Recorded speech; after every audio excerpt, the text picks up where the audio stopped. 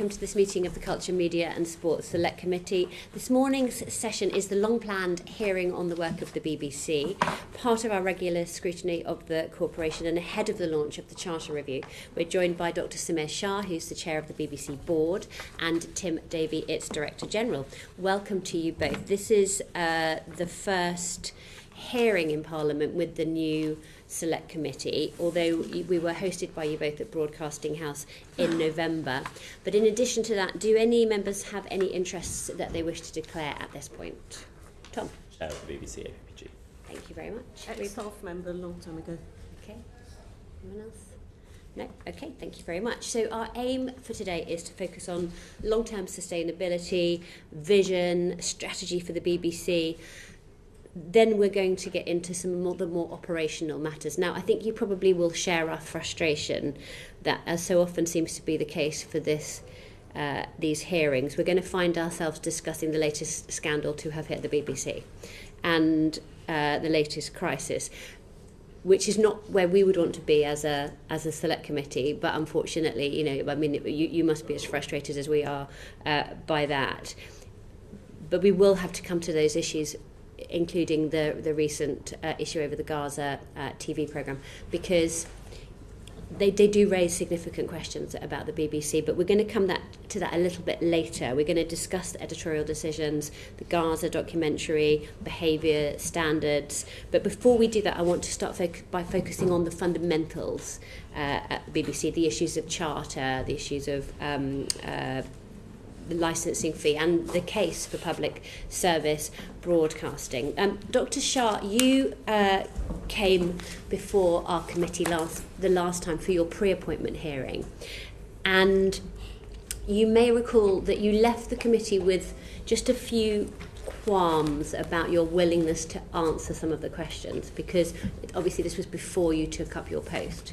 So what we really want to hear from you, we wanted to hear from you 3 months after you got appointed, if you remember, but then the general election got in the way. But you've had almost a year now in the role.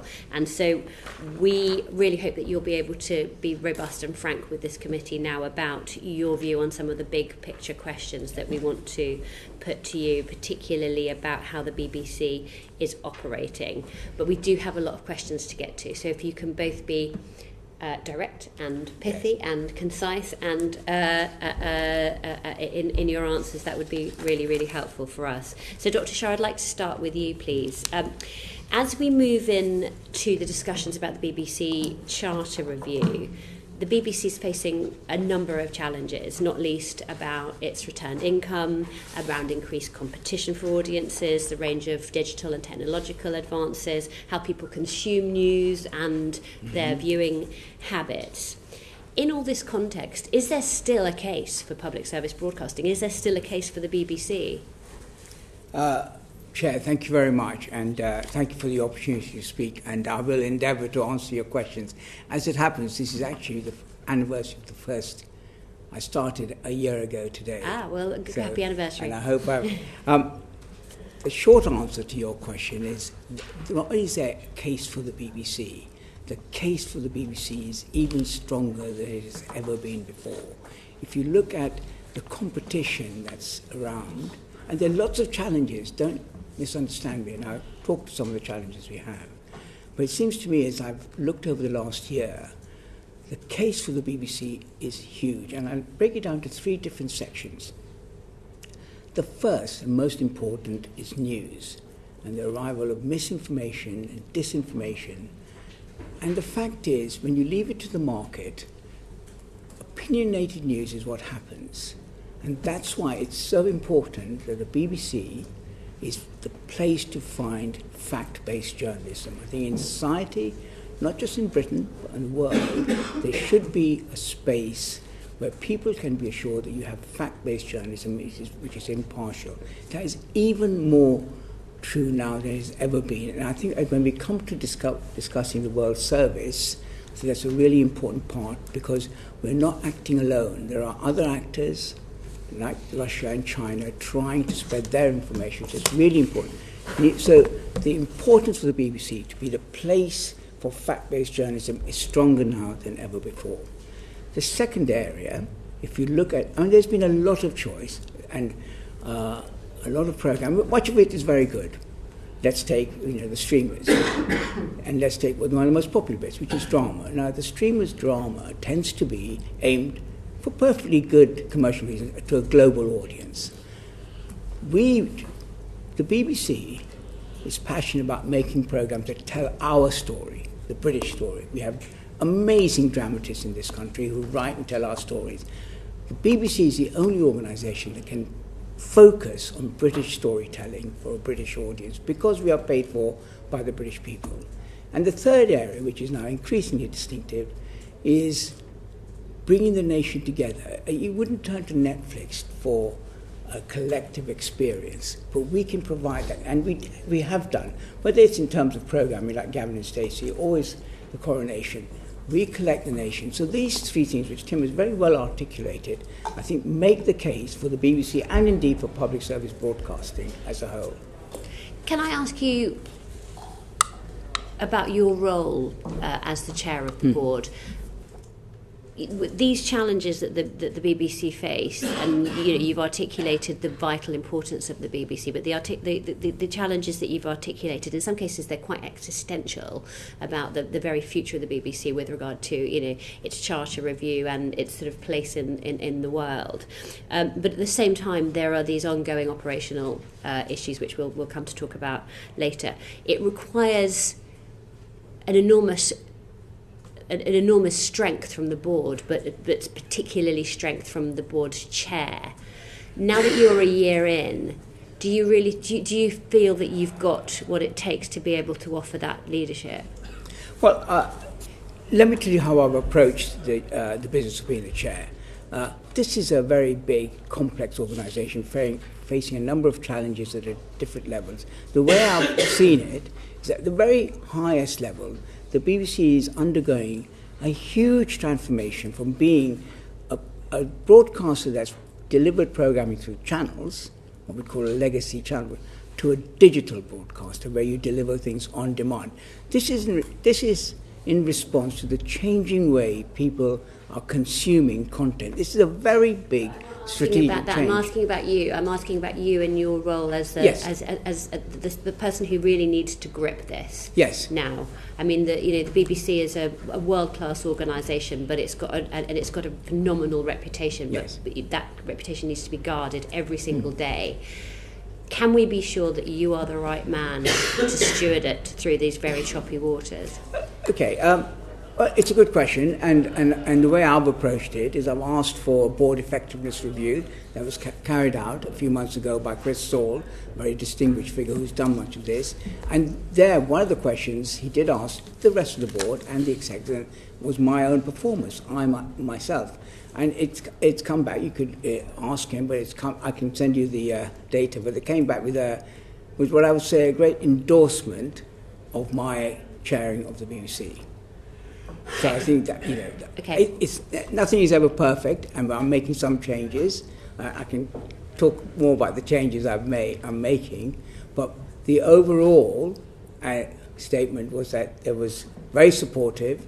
The senior independent director, Sir Nicholas Sirota, also said to me that he talked to all the board, and they were very supportive of the way I've chaired the organisation, the way I've conducted myself and the job and role of the board. And what has been the biggest challenge that you've faced as chair so far in this last year? You mean in terms of strategic challenges or personal challenges? Well, either. Let's have both. Okay, all right. Well, I tell you, the personal challenge is quite interesting because I began, it's an interesting point there, because I began by saying our job, the board's job, is to hold the executive account. And when the papers come through, I tended to go straight to the questions that the board have about what the executive paper is on, whether it's about what we're doing about the East Bank or whatever the stories are. And there was a feedback that this was slightly began in a rather too aggressive a tone, and that we should let the executive first off lay out what went well as what didn't go so well, and then we can.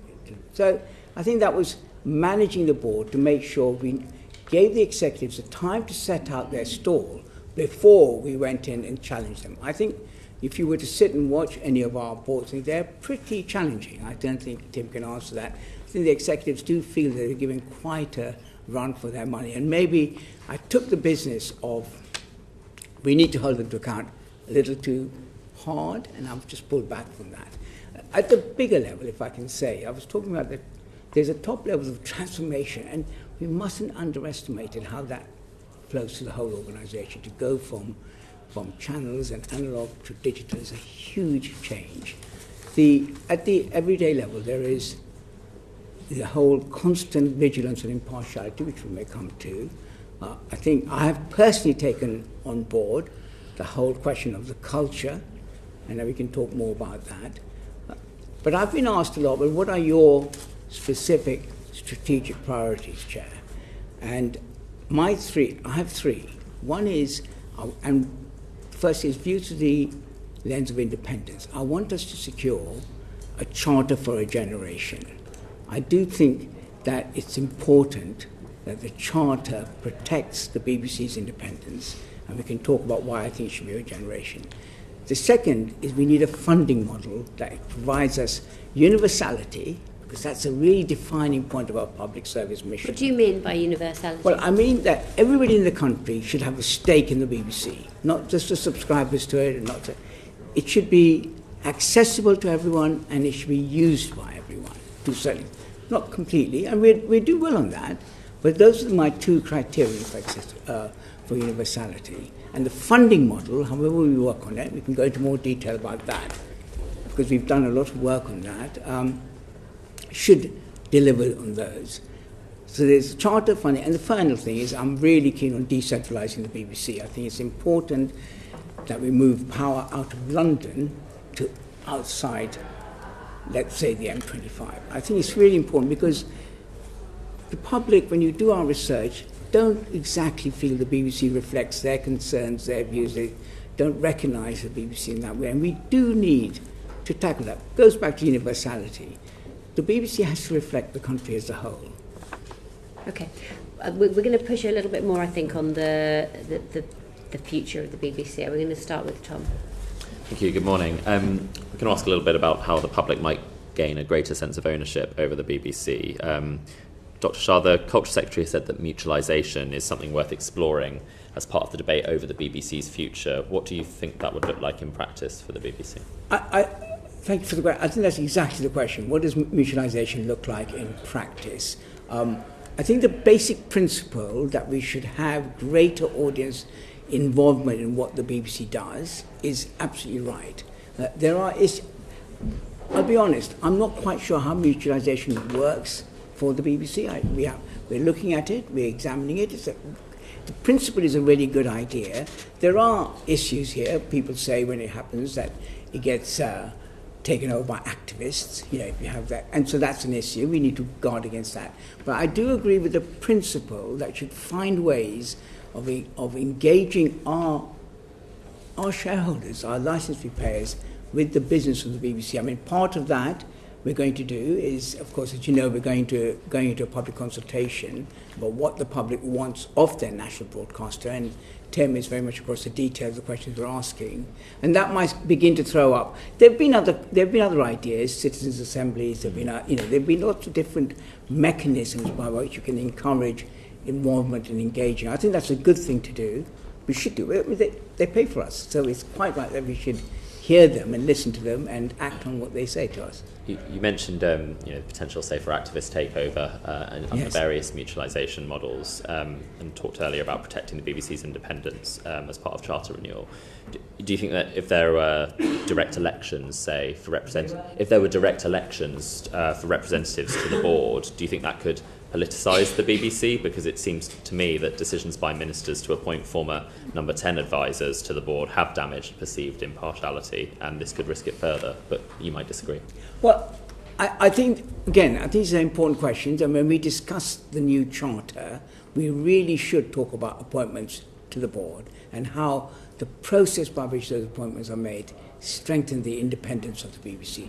To me, the most important thing is to maintain the independence of the BBC, because that's where our reputation rests.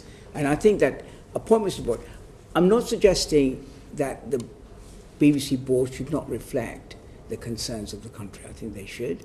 And I think the political establishment should have all of you represent people within the country, and you have a right to have a view on the board. But I do think we should look at the process and how we can strengthen the process and make it more independent. Sure. Sorry. What's that thing on? Sorry, I don't know. Turn it on. Hang on, turn it on. Sorry, go on. Beyond perhaps direct elections to the board, what other ways do you think it might be possible for the BBC to improve the public's sense of ownership of the BBC? Do you want me? Yeah. Okay, I'll let you about this. I mean, I think, just to go, I think the case for the BBC is stronger than ever, but the jeopardy is higher.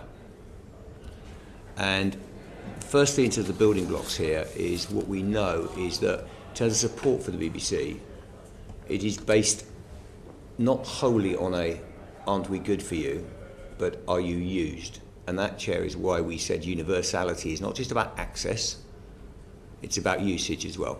That's why I am obsessed with the fact that, factually, 84% of people used the BBC last week and 95% used last month. So the first thing we can do in terms of have a participatory BBC, and I am actually worried about the participatory nature of our society as we speak about it today. Do people feel involved? Do they feel involved? And the BBC has to be an essential, independent body where people can feel involved in civic society. The stakes are high. The first answer to your question is the best thing we can do is involve them in watching, listening, engaging, debating, and be part of our process. And the thing we've all got to worry about is people disengaging from that completely. Then I think we get to a set of mechanics which we're working on, which there's almost a ladder, isn't there, of different involvement you could have. Whether you can have comment boards all the way up to... There's lots of ideas in the air. Whether you had, specific accounts where you have, education we could make more personalised, all those things. You feel closer to the BBC and you own a stake in it. We own a lot of IP. We may touch on IP. We all own the BBC's IP. How do we make that apparent? And it may not be just a co-op mutual model. I'm not criticising that, but it might. What I do agree with is we do not want any tokenistic measures and measures that frankly can be, we know that shareholder meetings don't often have all shareholders involved. Yeah. And I think your concerns are valid. But it seems to me that the people who are most likely to say participate in, if there were direct elections to the board, would be the most engaged. It is without doubt that when I spend time of a Friday evening, the people who come with most views and share their perspective on the BBC may be those who are actually more, what we might call a core audience, and I love them to bits. But actually, if we're interested in the whole of society being engaged, it's important that every mechanic is either representative or brings in those people who are on the edges of maybe our civic debate, and just not just those who want to be most involved. And I think that is a central challenge to the ownership question. We all agree that building a link to the BBC and feeling ownership of it is important. Thank you. And I guess moving on slightly to funding, and the government said that funding of the BBC would be discussed as part of the Charter review process. What was your instinctive reaction to the linking of the two? Is it predictable, frustrating? Linking Charter to funding? Yeah. Well, I think in principle what the Charter should establish is what the purpose and mission of the BBC is, what it should be doing. And I think once we've decided that, we should then say what's the best way of funding that. That would be the way we should do it. Now, in the real world, we've got 3 years to sort both things out, and they probably will exist in parallel. And they are, in some cases, 2 separate instances, sometimes they're together. But we'll have to work with what we have. The logic says let's decide what the BBC is for and what it should do, and then how to fund it. But in the practical world, we're going to have to engage in both discussions over the next year and 2 as we get to the final moment, which will be January 28. So from your perspective, working out what the public and other stakeholders want the BBC to be for comes first, and then the funding model follows from that. Well, that would be the logic of it, but I think we're going to have to work on both fronts at the same time. Sure. And there's been speculation in the media about the government's thinking on BBC funding, notably about general taxation. Have you had any conversations with the government about the breadth of funding options under consideration? I mean, we've had first discussion and saying these are the various options, and we've had constructive discussion with DCMS in terms of which you'd expect. There's no rocket science here. This is, here are the options, and I do agree with the conversation we've just had, which is it's really important to say what do we need to deliver, and what will that cost? Because we're in a global marketplace in terms of funding content. So, the head of drama in the BBC has to find 30 plus dramas a year. That has a price tag attached, and we've had significant money taken out of the BBC, 30% out over a decade. We have to decide what we're going to do with this public service operation we've got, which is world-beating. Now, within that, your point is absolutely right, which is, or to answer the point, we are having a discussion which says, okay, here's the models around the various parts of the world, here's the options you can look at, whether it's household tax, whether it's fees, and there's all kinds of things. I've talked publicly about the need we believe in the BBC, we need to reform. We don't believe we should just sit and defend what we've got. That's a really important point. We do not want to sit. We believe that reform is needed, but I've talked about the level of progressiveness, the scope, the enforcement, all these things need to be put, and we're having those discussions. Are there any models you'd want to see come off the table, funding models? Well, the chairman wants to talk about this. Sorry, I missed the question. Are there any funding models you wouldn't like to see? Yes, we have. Advertising subscription. Yes, we're absolutely clear that advertising subscription is not the right approach. It goes back to universality and back to that, that old phrase, who pays the piper calls the tune. If it's subscribers, if they're paying, then they're going to call the tune of what we're going to make. If it's advertisers, it's advertisers. We're certain that the people who should call the tune are the public, the British public, the licence fee payer. And that's why it needs universality. Now, you could get that either through a reformed licence fee or other mechanism, but it's really important to us. If the BBC is to remain the BBC as we know it, a public service broadcaster, it needs to be universal in its sense of mission, and therefore it should be owned by the British people.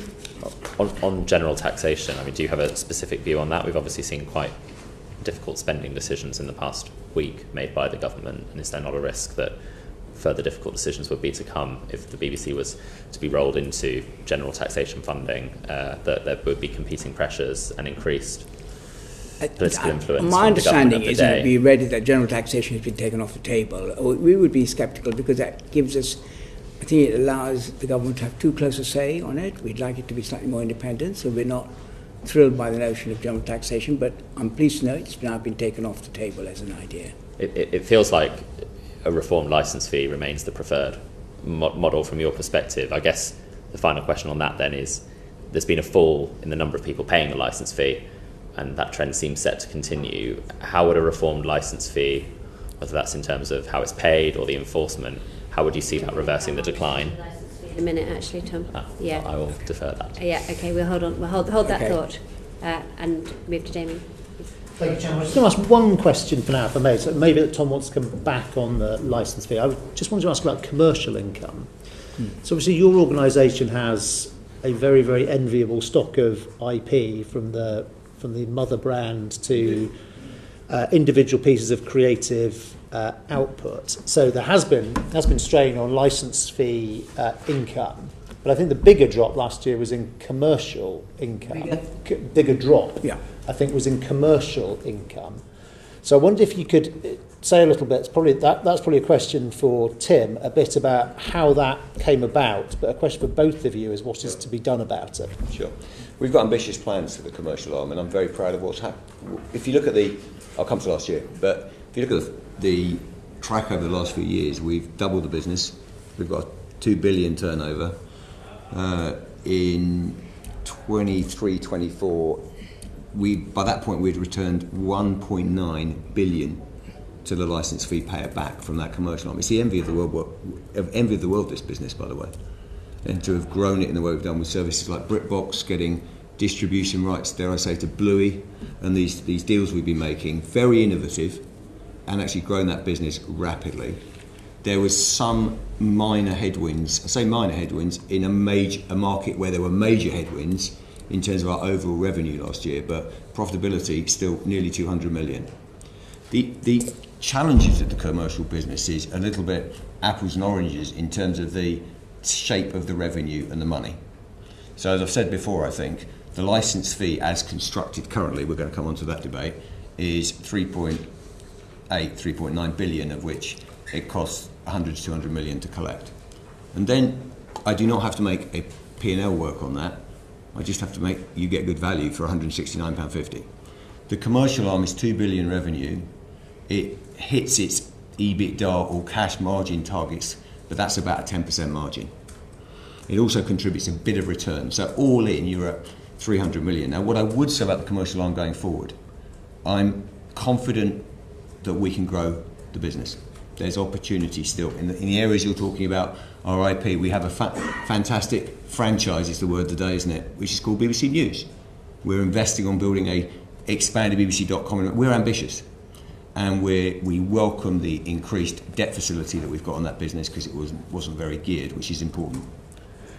The issue with this is there is a tension that I sit across, which is how much we take from the commercial arm in dividend to support ensuring the licence fee offer versus investing in the business long term. And I would say that tension is growing because you are essentially having to move a business and transform it into the digital age, and that requires a lot of capital.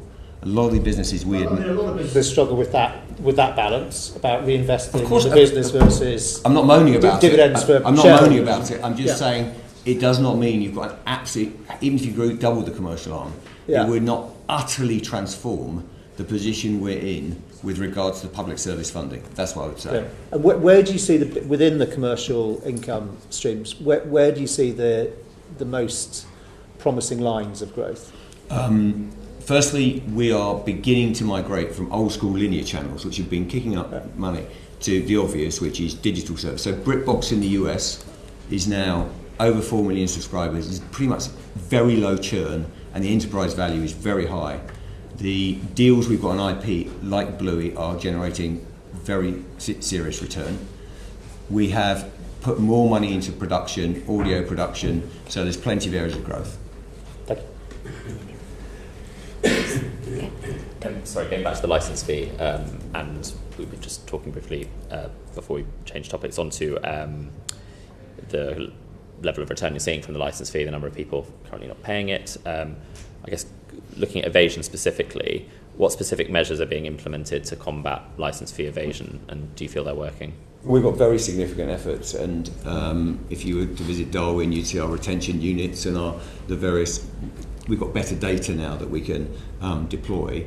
We've seen some progress this year, which I think we'll forecast to see less erosion. We'll see a bit of erosion. And by the way, there is not a business model of a traditional media business that isn't seeing significant erosion in its model as we move from limited choice to infinite choice.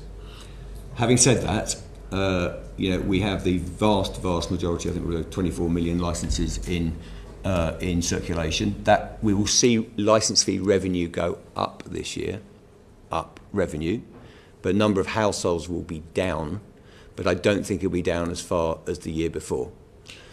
But it does not, there's no complacency there. I think there is a question longer term which relates to the scope of the licence fee, the value of it, all these things are material in terms of what retention you get. But we've got a sophisticated and an impressive operation in terms of revenue in the BBC. What we do know is it is clear that the case for the BBC in terms of societal case, I think, is stronger than ever, but it remains at the licence fee level quite transactional. In other words, if people feel they're getting value for the licence fee, they may have all kinds of views, and believe me, they do, on the BBC, its output, but by and large, the communities we need to keep in to the BBC and to public service broadcasting are those that feel that they don't get enough, they're not viewing it enough. And that is what we're working on. And may I just add to that about no licence needed? I think we need to be clear there are two bits of that. There are people who are using that as a reason to evade paying the licence fee, and there's a genuine group of people for whom they do not use the BBC services, and where that might not have been a credible position 15, 20 years ago, it is credible now that there's so much choice that you don't use the BBC. This is why the licence fee needs to be reformed. And the trajectory, we know, I think we've done very well last year, and so we've managed to hold it up, but there's a trajectory, which is why the licence fee needs reforming. It needs reforming both in terms of its scope. It has reformed. Over the years, it's reformed its scope. What does it capture? I am myself persuaded that we need to make it more progressive. I think it's just worth thinking about that as an issue. And also, we obviously need to enforce it, but I am troubled by the idea that in today's world that not paying the license fee is a criminal offence. I think that's not to say that we don't need enforcement, but I am troubled by it. And these things, whatever our reformed license fee, needs to address those points as well. So it is quite an important point that, as Tim says, we are keen to reform the license fee to make sure that we meet these things, plus create the scale that we need to deliver our mission. If the evasion of the licence fee is 11% at the moment, how high does it have to get before that undermines the universality of the BBC? I think there's two questions, isn't there? That there's the usage and the funding. So the first thing in terms of undermining universality, I think the biggest thing is usage. But then you work out how do you charge against that usage, to be fair. And as I said, I won't repeat the numbers on usage, but I think we've had an exceptional year, and thank you to my teams for delivering the numbers in terms of usage, because off that then you can then charge. I think legitimately say to people, charge. Remember, I don't have a figure which said at this particular point. What the chair has said is exactly where we are, which is we need a system that, for starters, a lot of that is just straight evasion. And when we research with the vast majority of people, they say actually we want everyone to pay because we're paying. So there's a small amount of people, and it is small, who are not using, but the vast majority of that could be evasion. Therefore, I think we need to be clear about scope, enforcement, all those things to ensure that as many people are captured. And there is, over time, of course, the data improves through digital usage, all the things we can do, but we're not quite there yet. But I think that will help us in terms of ensuring that we capture and get the income that we should be getting. Yeah. Have you done any modelling on what kind of progressive licence fee would look like in terms of keeping the same income for the BBC? Mr. Shah, you mentioned you're tempted by a more progressive model. Have you looked at how much that would generate in terms of at the higher end? I'm assuming you charge wealthier people more, but charging less well-off people less. Have you done any figures on that? There's been quite a lot of modelling done on that. But we've modelled pretty much everything. So, I mean, it reminds me of one of those old school graphic equalisers, if I may, where you could charge a bit more here, you could do what would be the implications of we currently fund over 75s on pension credit. If I may, one of the biggest questions we've got going to licence fee is what we pay for and what government pays for. Remember, for many decades, the World Service, which we may well get to, was paid for by government. And also, if we do these concessions, that was paid for by government.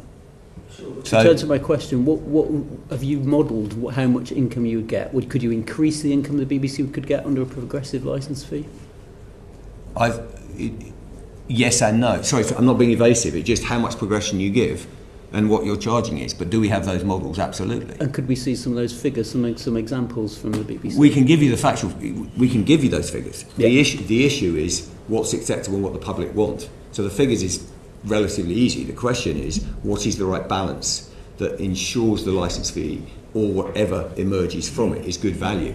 And have you modelled what decriminalisation would look like? Dr. Shah, you mentioned decriminalisation. You said you're tempted by that. What would that look like in terms of income? Well, didn't we give you these precise numbers? It'll cost us, if we decriminalise. This is a modelling exercise, and my understanding is between 200 and 300 million a year. So it adds up to over $1 billion in the course of over 5 years. It does depend. That you would lose. Sorry? That you would lose. We would not get. Yes, that's right. And so, I mean, what I was saying about that is. Sorry, Chair. You just said that you can see merit in that as chair of the organisation. As merit in it not being a criminal offence. Well, no. What I said is it troubles me that it is because it feels. I mean, it's a binary situation, isn't it? It's either criminal act or it isn't. We need some form of enforcement, otherwise people won't. So you do want enforcement for it? I think we must have enforcement. But I think that we need to think about how that enforcement can be done. There's been obviously question of should it be a civil a civil matter rather than a criminal matter. Civil matter has its own issues about what happens at the far end of it if people don't pay, the whole bailiffs thing. I'm not suggesting there's an easy answer here. I'm simply saying that when I hear people saying that not paying the license fee is a criminal offence, I just feel uncomfortable. You're the chairman of the BBC. You're troubled by the idea that people are criminalised by not paying the licence fee. You're troubled by it, but you're not a commentator. You're the chair of the BBC. What's your solution to that? Well, if there was a simple, straightforward solution to it, if you could just say, don't worry about enforcement. I'm not suggesting it's simple. What is your solution at the moment?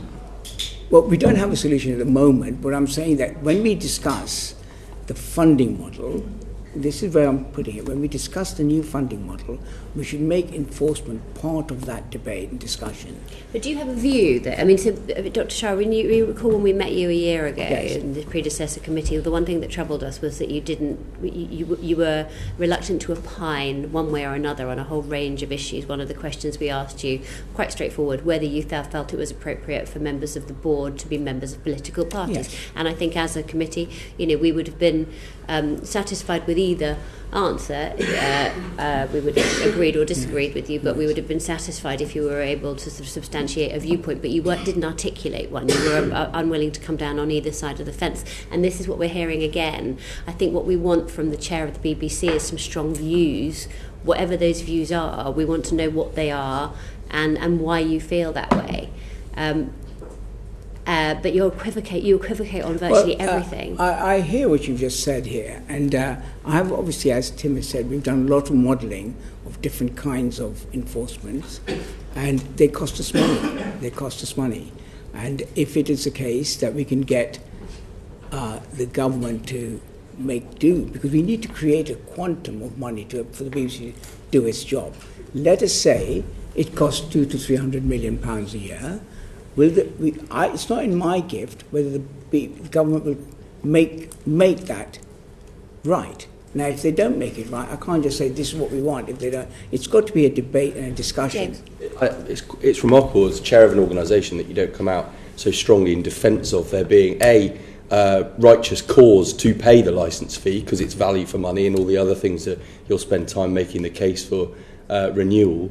But also in considering the sheer volume of cash you need to raise to continue, that you start with an equivocation that might lose you 200, 300 million, your figures, a year in lost fee paying. I think it's extraordinary. If as the chair of the BBC, I would have thought you come out and you bat on any wicket for the BBC. It's not your view to... I mean, you can have a view on it, of course, but it's not your role to give a sense of what is or isn't troubling at the end of a judicial process for people not paying something that they're supposed to pay. You're giving very mixed signals. Well, okay, I'm sorry you think I'm giving mixed signals. No, but if you start an innings behind 200, 300 million pounds a year, that's a lot of money to make up. Let me give you not mixed signals. If the government were to take back the funding of the over 75s, that would save us several hundred million. If the government were to take back paying of the World Service, that would save us a few hundred million a year. So that's not in my gift, but if they were to do that, then the ability for me to say, let's not criminalise the offence, we would be able to make that happen. Now, it's not in my gift to do that. There are many other calls on the licence fee, S4C, other things. Now, if that money was taken, it wasn't our responsibility, then we would have the money to cope with that phenomenon of criminal enforcement. Can I just say one? Yeah, sorry. We're also discussing, for example, charging businesses. So it's an equation. If we can get enough movement on the licence fee or the reform licence fee that we can save we can get that kind of money back, then the idea of taking off enforcement becomes realistic. Hold on. So that's what I'm really saying. In the interest of time, I want to just move on. Damien's got a question for you. It's just an unexpected turn to this conversation because this topic has come up in this committee before, and there's usually been members of the committee saying, and it is true that it's a bit of the licence fee situation is a bit of an outlier. There are particular questions about the number of women who criminalised and so on because of it. But still rather unexpected to have you saying that. But I just wonder the extent to which technology possibly changes this story anyway. So in the olden day, we were just having a word about TV detector vans, such as they were. But these days, I mean, if you can enforce at the point of use that people can't access the content unless they have paid, presumably that changes the enforcement scenario in the future anyway. Well, I think firstly, we want the licence fee enforced. End of. And most people want the vast majority of people paying expected to be enforced. And all we're debating here is the right mechanic to enforce. And we have had some challenges in the current system, as you will with any system, because no one around the table's got the perfect system.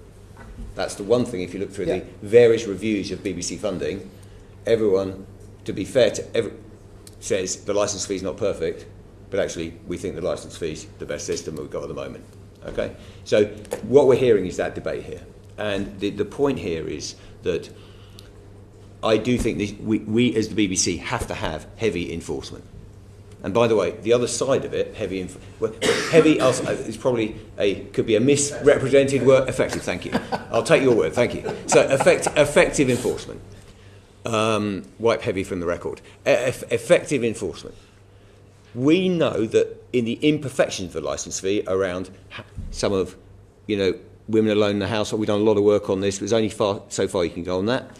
We also, no one wants anyone, and they don't at the moment, but in any way the dominoes falling to be an imprisonable offence, all those things.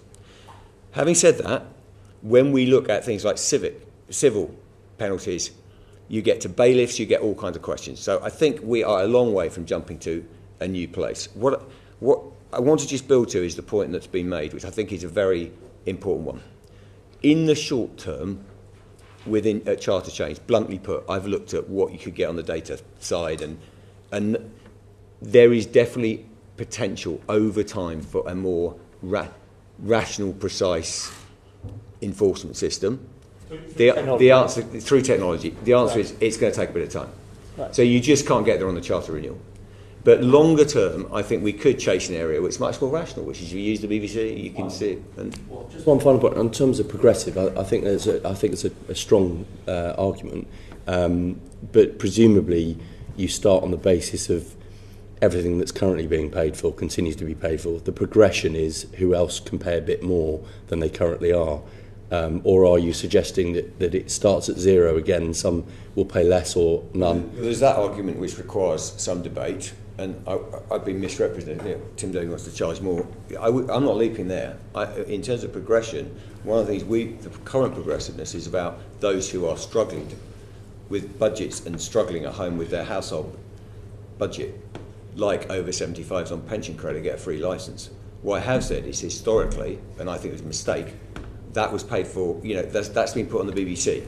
Comparably, though, and I say this as a champion of the BBC as well, celebrate the role that it plays, wishing actually that it was a bit more front-footed about its existence, because you have a situation where there's not a comparable per monthly spend for the people that you're talking about. You don't have to convince me well, exactly. We're great value for money. So why aren't we hearing that? Why aren't we hearing that from the leadership of the BBC? Well, I think why is it forever on the back foot?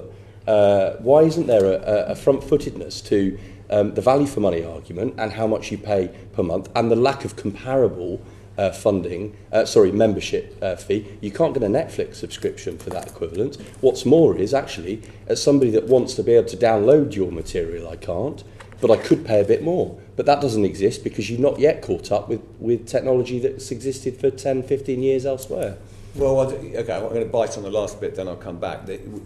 I am hugely proud, actually, that pretty much uniquely as a local media company based outside the US or China, we have fantastic digital products and download. You can download on the iPlayer. That's part of the deal. You can't on a computer. You can on an iPad. You can't on a computer. The overwhelming, it's a rounding error on computer now. With respect, it's those other devices you can download on, and that's all part of your license fee. It's a fair challenge to the person in my job to get on the front foot on the BBC, and now and again, as you know, we have numerous, as referred to the chair, top things going on the BBC. I think we are being front-footed about it. I mean, I'm talking all the time about the value. If you talk about your licence fee communication, if you look at what we're delivering, what I would say is overwhelmingly it is about behaviour and usage, and then you do what you're talking about. But if you haven't got the former, it's no good telling everyone we've got all this stuff if they don't use it. And we are obsessed by that. You know, well, this is what the research is telling me, right. And I take your challenge. We'll be as front-footed as you like, and I think we're actually on manoeuvres on that. Great, thank you. Good, thanks, Jim. Tom. Moving maybe from sources of income to streams of expenditure. What's happening with your spending on high-end TV to compete with the global streamers, and does that result in difficulties on the amount you have to spend on content for other genres? Significant challenges, and in some ways we are defying gravity. As you know, we have lost, in real terms, we've lost a lot of our income over the last 10 years. Currently, and I'm thankful for it, we're in a 4-year period of CPI. The problem, of course, is high-end television has been, as you know, inflation has been beyond that. So the answer to your question is that is probably one of the main preoccupations of the executive team in terms of how do we ensure that we preserve local services, preserve all the various things we think are so valuable to the BBC, but also we know that when people, linking directly to the earlier conversation, when they look at how they ascribe value for the licence fee, if you ain't got those big dramas, and you ain't got those big moments, you don't get there. So the short answer to your question is we are working extremely hard in a couple of areas. Funding, working really hard in terms of co-production. We've done that for years, but we're having to work extremely hard to do that to maintain 30 plus dramas, our natural history and all the things we're doing.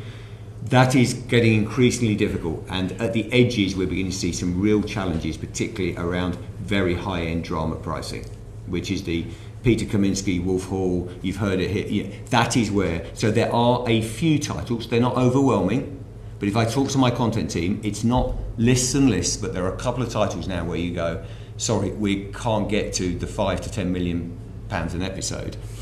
I would say we're not out of the game. We're not out of the game, by the way. We're doing very well. We're the biggest. You think Blue Lights, you think all these shows. They deliver great audiences, and not everything has to be a £5 to £10 million budget. But that is getting more tense, and it does put pressure on other areas that don't quite deliver as much audience impact. But that's the job. The job for the top team is to make those choices and ensure we're on the front foot, delivering the value. So you talked about what you're doing in terms of co-production and trying to do there. What could the government do to help the BBC make more high-end British drama? Well, I think we've just got to keep looking at, we're very appreciative of the tax credit regime. Is it high enough? I'd like to, you're talking to someone who makes television programmes, so of course it's not high enough. But I think the threshold numbers could go, comedy, there's a number of areas where with the government, I think, look, we need to nurture this industry. And the BBC is one set of discussions, but we have huge issues beyond the BBC. One of the things I'm worried about is, when I'm visiting many of the cities and areas around the UK, we're often the only show in town. And we've got very significant unemployment among freelancers. So we're going to have to do more to continuing to attract investment. And we've got the skills, not all the skills, but we've got the craft heritage, we've got people who can make these programmes. We need to drive more volume in. What about streamers levy? I'm open-minded to it. Sorry, the reason I'm sitting, I just need to see exactly how that works. I'm going to actually meet Peter Kaminsky very shortly. Actually, I'm going to talk about it. I think the idea that contribution is flowing back into the UK is a good idea. Just exactly how that works and where it goes, I think, it requires a bit more debate. Thank you, Chair. Thanks, Tom. Rupert. Hi both, and thank you, Tim, for putting me in touch with BBC Bangla. I went and had a look there in January. Thank you for your visit. They did say they want more money, inevitably. Yeah. So just conveying that request to you. Well, for most visits I make as well. But after that, I went on every national network. So that was the start of something. I became a minor celebrity for a couple of days there. My question is about international stuff, actually, and I know the chair said we shouldn't make this all about the scandal over the documentary last week, but I guess there are questions to be asked. It was in Parliament on Thursday, there was an urgent question on it. So Samir Shah, you've been head of current affairs and you've also run an independent production company. It's right that, this thing didn't meet editorial standards. I I just wondered what went wrong, and when it's a production company as well as the BBC, what's the chain of accountability there? Yes, well, as you rightly point out, I have a lot of experience in current affairs documentary making and indeed to be an independent producer. So I would say that right from the start, the moment this story kicked off, Tim and I have been in constant conversation about precisely those questions. What went wrong? How and why did it go wrong? And what are we going to do about it? Those questions started literally day one following transmission of that program. And I asked Tim and his team to write a report for the board answering those questions. And there was a very speedy piece of work done where that report came to the board last Thursday. To my shock, I think that we found that there were serious failings on both sides, on the independent production side as well as on the BBC side. And in the statement that we produced from the board, following what was quite a robust, candid and open discussion addressing those questions based on the paper that had been pressed to us, that we acknowledged that there were failings on both sides, and we now need to move to a stage of what actions are we going to take. What we've now done is to ask for a further investigation, which, because remember, the first step was an interim report. Now we need to talk to people directly, find out why, what are their answers to it. We need to do this properly. But I am surprised. The question I would say is that the processes, the editorial guidelines and the standards that the BBC has are very good. They're very strong, and I know because I've receiving under them. So I have a worry that it wasn't so much the processes were at fault as people weren't doing their job. That's what we need to really establish. Why do? Yes, exactly. I mean, is there also a danger that I suppose the question is the accuracy of the film. So there might also be, conversely, a danger of throwing the baby out with the bathwater. The thing's been withdrawn from iPlayer. Obviously, transparency was lacking there. So, I mean, there's also this letter going around, I think originally 500 media professionals, now 1,000, who said that it was an overreaction. You could delete, edit or put the health warnings in, because this was a kid whose dad had that job title, and I don't know if it's in some of these regimes. I know with the Ba'ath Party in Iraq, from having constituents there, and I know from Bangladesh having roots there, that to be a doctor you had to be in that party. Right. So we don't know, did this individual have prior warning of October the 7th? Were they involved? Do you know what I mean? It could be that... I'll ask Tim to answer some of the detail on that. But I do want to make it... I'll ask him to answer the detail. I want to make it quite clear that the idea that we see that what's happening in Gaza through the eyes of children is a good documentary idea. It really is. It's a good. When I was in current affairs, my Gaza, as it were, was Northern Ireland. And if somebody said, let's look at the troubles through the eyes of children, it's a good documentary idea. I do not want anybody to think that's not the case. What we're talking about is the execution of that idea and the level of trust that took place between the BBC and the independent production company. And I'll let Tim pick up on that. Yeah, I think, firstly I'd say nothing's more important than we're trusted. And we have actually built trust over it. So you can imagine that I think there's a lot of frustration and disappointment. It's not about the BBC and people like myself, but we're very sorry to the audience because we don't want to be in a position where we have flaws in the programme making. And overall, I am proud of the way we're covering some of these polarised, fiendishly difficult events where many of our journalists, as you know, are under enormous pressure, ferocious lobbying, and it's been extremely difficult. But in this case, there are flaws. When people say to me, well, you had to have external challenge. We do get external challenge. I get external challenges reported on from various institutions and other people questioning our programming. And it's appropriate. I'm editor-in-chief. And if someone says, you've got a problem here, it's quite right that I go and ask the teams and say, have we got a problem? And dig into it. In this case, we got challenges. But organisations were various on you? various Can you tell challenges, us? but well, I think overall we had it depends what you call. Sorry, I'm not being evasive. I think on the log this morning there's about 500 odd complaints about the film being biased against Israel. We had about 1,800 wanting to put the film back, but then we had some serious complaints from various parts of the, we have various complaints from different people in terms of, and various organisations in terms of their concern about this programme. There were specific concerns, as you know. We've been highly transparent in my view in terms of, and that's how I try to deal with these things, in terms of saying there was a specific question around, but bear with me, around the father of the boy. And as we dug into it, we've been totally transparent, we found out that we were not told. Now, to your point, you can debate the materiality of that, you can talk about, but in my view, if you're asked a number of times and that question was not answered, and from our side, and we have fantastic teams, by the way, and I certainly think under the pressure they're under, you've got to understand some of these situations, but the level of curiosity you ask, is there anything more I know? That is basics, and at the end of the day, as editor-in-chief, I have to be secure, not only editorially where the film's at, but the making of that film. And at that point, quite quickly, I lost trust in that film. Therefore, I have took the decision quite quickly to take it off iPlayer while we do this deep dive. That's what's happened. So it could come back after editing I'm or not, something? I'm not questions of accuracy I'm not and ruling coercion. anything. I'm not ruling anything out. What the chair has said is actually right. Is do I think this is a valid and was it accurate? Was there coercion involved? Those kind of things. That is why I think we've done a good first initial bit of initial work that tells you more than enough to say tells me more than enough that there are flaws.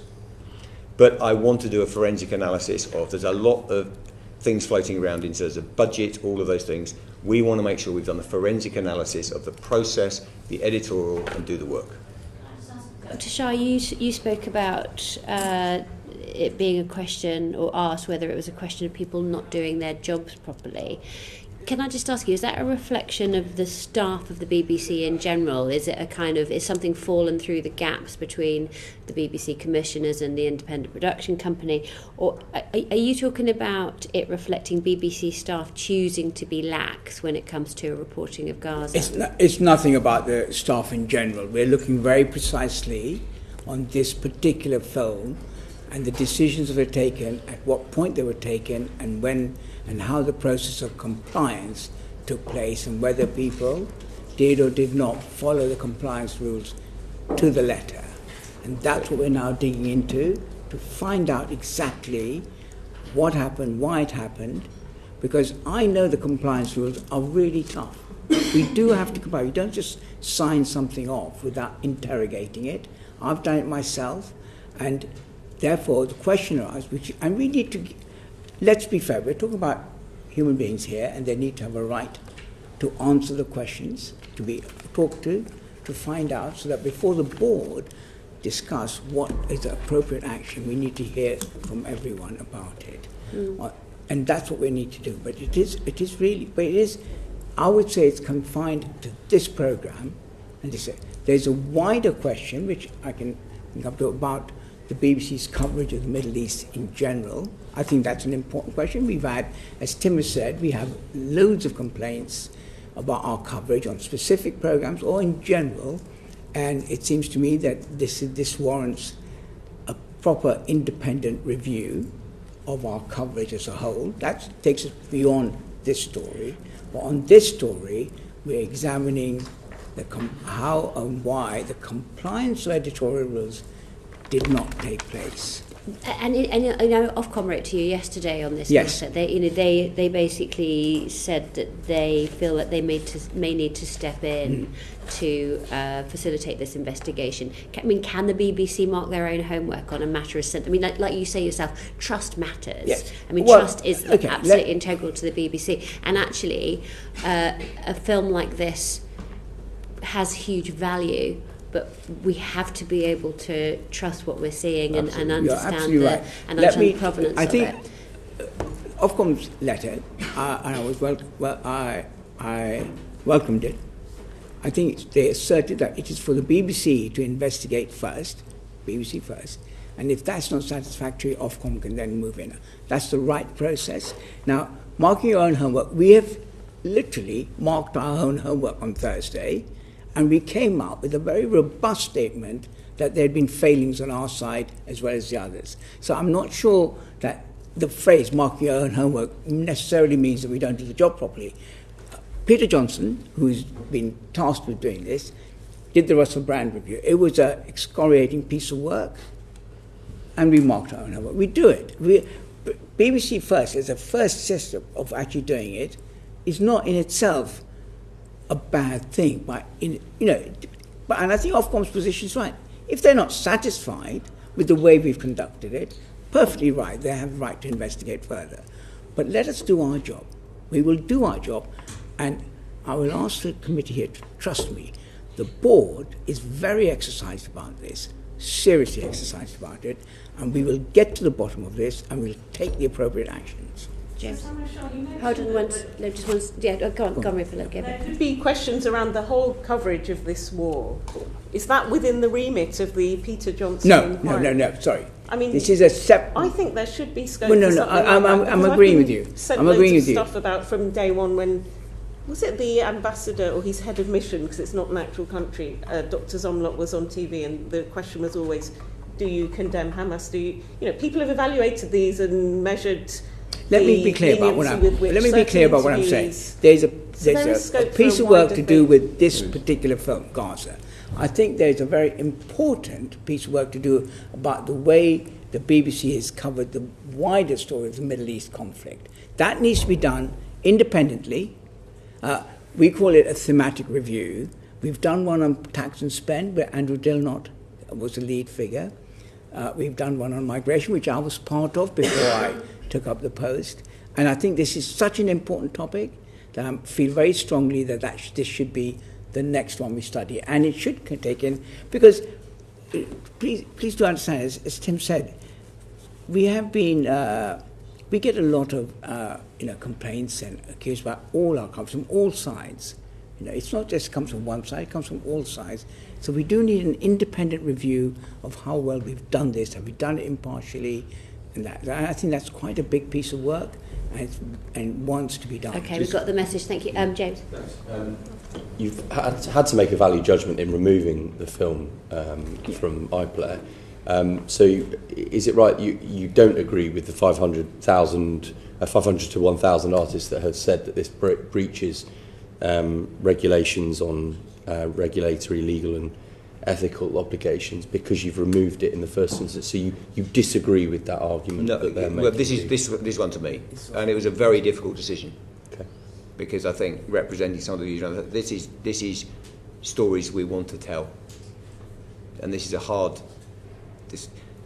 a very hard situation for us. Bear with me. So, and also we have got a rich and important current affairs history in this area where we've got programmes we're very proud of. And it's worth saying this documentary maker has got a great reputation of making some fantastic documentaries. The issue, I don't think we're in breach of anything, is as editor-in-chief, very simply, if I can't trust the programme, it's nothing to do with one side or the other. And this is where it's being misrepresented. It really is. And by the way, if you think we bow to lobbies from either side, come and spend a day with me. We don't. We try and navigate a course sensibly, rationally, based on fair, balanced journalism. And everyone has a view on it. What we did, and I did, and it was a very tough decision, was to say, at the moment, looking people in the eye, can we trust this film? In terms of how it was made, the information we've got, and that's why we made the decision. It's a simple decision in that regard. But why is it a retrospective decision? Because we had new information.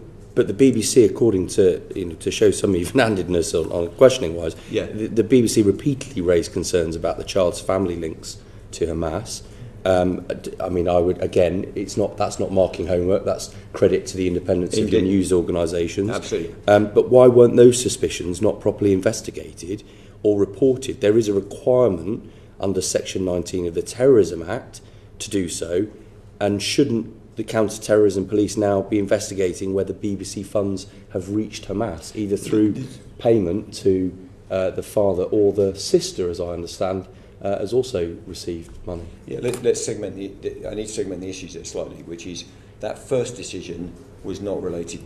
Payments were not the thing being debated at that point. It was a simple fact of the relationship.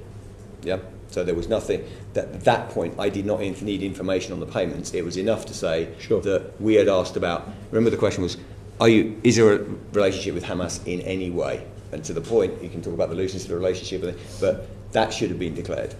Yeah. And to your point, transparency was lacking. Exactly right. And at that point, I look people in the eye and say, can we trust this film at this point? Not is it a valid area of journalistic endeavour. It's not a criticism of the wider newsroom. It is absolutely, can we trust this programme? That's when we take it off iPlayer. Okay. Then you say, okay, let's have a look. Let's look in detail at this. Let's look at the funding. Now, it's worth saying that, just to be utterly clear, the BBC has only made, as I understand it, and I want to make sure that I'm safe, bluntly, because we need to do this deep investigation, but as I understand it today, the BBC's only made one payment, which was for a licence fee to the programme maker, the independent, to make the film. The initial assessment of the economics, and we need to do the detailed work, showed that there was a small payment to the sister. Because the boy, and it's totally normal payment, which is the boy recorded the narration and went to a studio to do it. Okay? Now we just need to understand how that works. We are very, very clear about our obligations in terms of the law and what parties we have to. I don't want to get into too much detail, as you would understand, but we do not need any prodding. My view is absolutely clear. It's if we've got obligations to make sure everyone is aware. And by the way, what we're aware of is in the paperwork that we've issued in our statement, and absolutely everyone should be aware of that, including any authorities that need to be. We don't need, that's absolute transparency. That's where we are. Do you think you will the scope of your inquiry confirm if the money paid for the documentary ended up with Hamas? Part of the work is to do a forensic analysis of exactly what happened to the money. Yeah. But are you asking that question? Of course. Of course. And it's worth saying the independent production company, to represent them fairly, they have written to us very clearly that they say no money has gone to Hamas. But we absolutely have to do that work, and the answer is yes, of course, as far as you can go. It's fair to assume if the family of a senior Hamas leader is paid, that money goes into the... Let's deal with the facts. Assuming anything at this point, I'm telling you the facts I know, and that's what I can stand on. And I've told you what I know, which is a limited amount of money was paid to the sister, is what I am being told at this point. And given this situation, referring back to my former question, if trust is of the issue here, and people are calling into question whether the BBC can be trusted on this issue, is the BBC the right person to be doing that inquiry? Well, when you think the review we'll be doing is, I think we have a very good process. And the first thing is, I have fast-tracked the review out of news, which is a really important point, to Peter Johnson, who has outstanding credentials, by the way. He ran BBC Northern Ireland, which I would say requires a degree of navigating the current affairs course that is quite demanding. Peter has an outstanding track record reporting directly to me, and we fast-tracked that to what we call stage 2, sorry for technicalities, to the ECU. That then is right that he does a full report. And then we've got Ofcom. We have an independent regulator as per their letter, so exactly as their letter outlines. So I believe that is a proportionate and right response. Separately, as the chair has said, and this is a matter for him and the board, is we do have thematic reviews which stretch beyond one particular affair, because this does then leak into bigger allegations around the BBC's coverage of which, to earlier points, we have vociferous views on either side of this conflict, vociferous views. Yeah, exactly. And I think that I would welcome, it's absolutely right that as a public service broadcaster, we have independent oversight against it. I mean, part of what I've tried to do for the BBC is be a guardian of true impartiality through thick and thin, and that requires being completely transparent. So I think there is the right moment. Being blunt, I think the challenge is often the time you do that in, if you've got journalists in the field and all those questions. But we're absolutely committed. The board have been very clear with me that they want to have that independent review, and I welcome it. Okay, Damien, and then Paul. Thank you. Dr. Shaw, you said the board is very exercised about this, and I'm not surprised. I mean, from the point of view of the BBC's reputation, this is awful, and today more than ever for a similar case, if it had happened in the past. I mean, you yourself talked about the distinction between opinionated news and fact-based news. I think later in this session we may come on to talk about the different sources that people now self-select their news from, and the brand flattening effect. And you've both talked about there being failings both at the BBC and at the independent production company. The failings at the independent production company matter not to the people of Britain. I think they're called Hoyo. Brand awareness in Britain of Hoyo, 0. Brand awareness of the BBC, close to 100%. It is with you. You are the trusted source.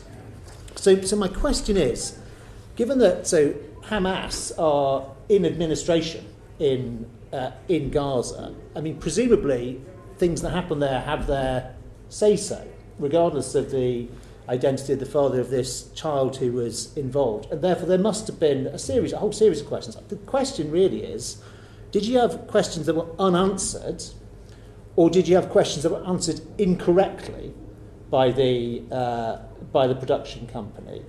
And in any event, given the sensitivity of the situation and given the nature of administrative control of Gaza, surely on the precautionary principle, until you had full comfort on those types of questions, the thing should not have been aired in the first place. Are you asking me to answer I'm that? asking either of you. Okay, but let me first of all agree with you that this is a really, really bad moment. What's been revealed goes to the heart, is a dagger to the heart of the BBC's claim to be impartial and to be trustworthy, which is why I and the board are determined to answer the questions you've just asked, because that's what we're trying to do here.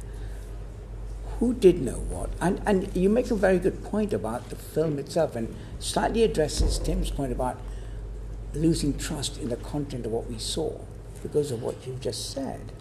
This is why we need to do a proper deep dive into the mechanics of the filmmaking itself.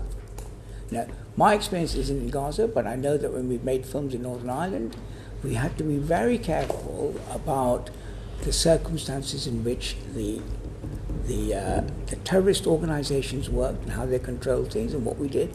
Really important. So I think what you're asking is absolutely right, and what I want to reassure the committee is this is exactly why Tim is deep diving into this, because we will find this out. And you're quite right. In terms of, it's the BBC that needs to come out of this. Whatever happens to the independent production company, what matters is we need to restore trust in the BBC. And we need to get to the bottom of this so that we can begin that process. You're a filmmaker yourself, a programme maker yourself. Would the BBC normally risk their reputation by subcontracting the due diligence of something as important as this to the independent production company? It's another really good question. I think that the independent production sector is a highly experienced, very mature, developed group who do lots of really quite difficult programming. This particular company did make a very interesting, and again, a difficult program in Ukraine. And it was a very, I don't know if you saw it, I can't remember the name, Enemies in the Wood. Very fine piece of work. So there was every reason to think that they could do a good piece. I'm not involved in the commissioning. We look at things after they've been commissioned and transmitted. So I'm not suggesting, and certainly I'm not suggesting that independent production companies aren't capable of doing. But my question is that the normal system and process that you would subcontract the due diligence? We don't subcontract in that way. We contract, and then to answer the question directly, there are unanswered questions. So when you say there were unanswered questions, as in there were questions from the BBC? From the BBC that should have been followed up and answered. Okay. This is not a process. There's plenty of process here.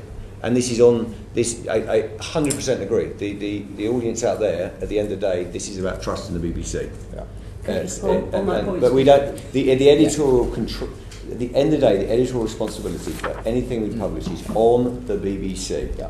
Having said that, you can explain.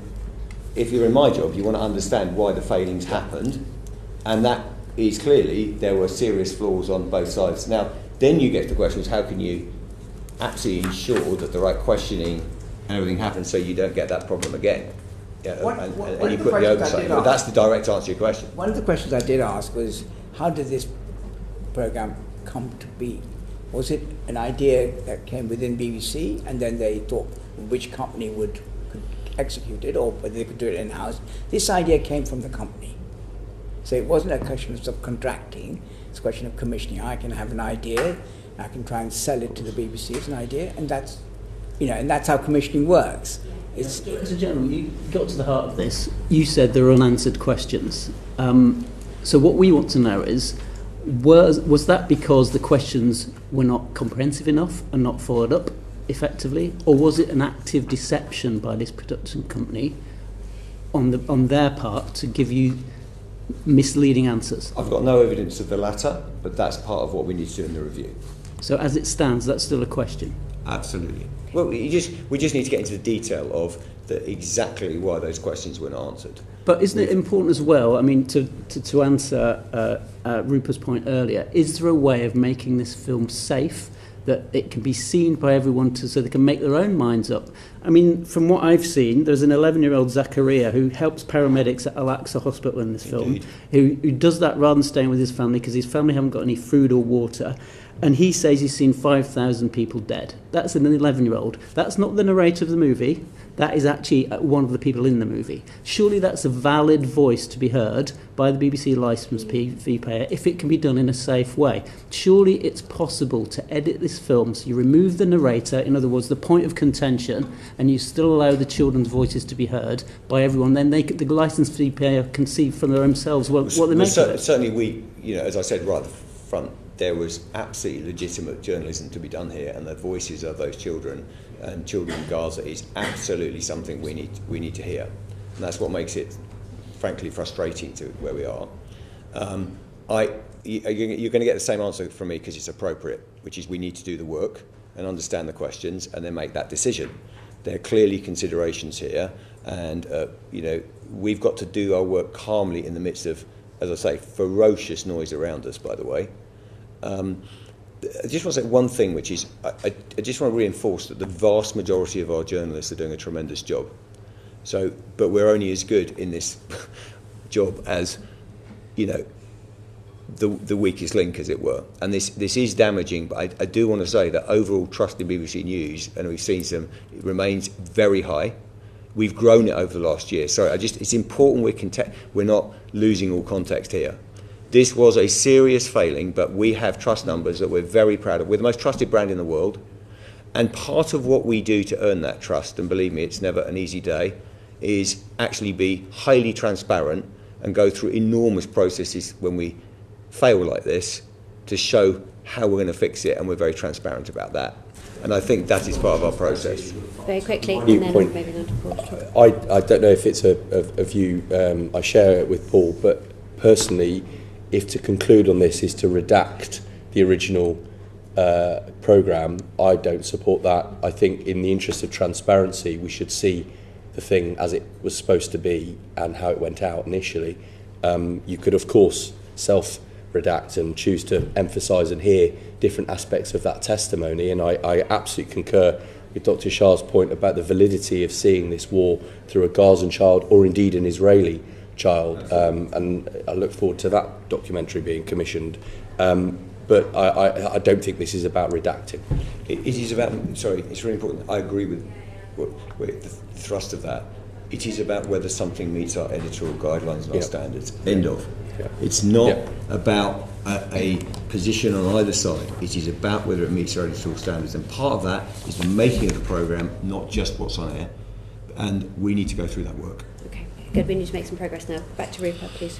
Sorry, it made me think. Would you ever do a documentary? I think Al Jazeera, I've not seen it, but I've been told about it, did one with body cams of IDF soldiers, of some of the things that they captured. There's not an area of scope which I say we wouldn't make a documentary on it. It's a question of what the editorial controls. It doesn't look like the easiest compliance journey, that one, but I think we would absolutely.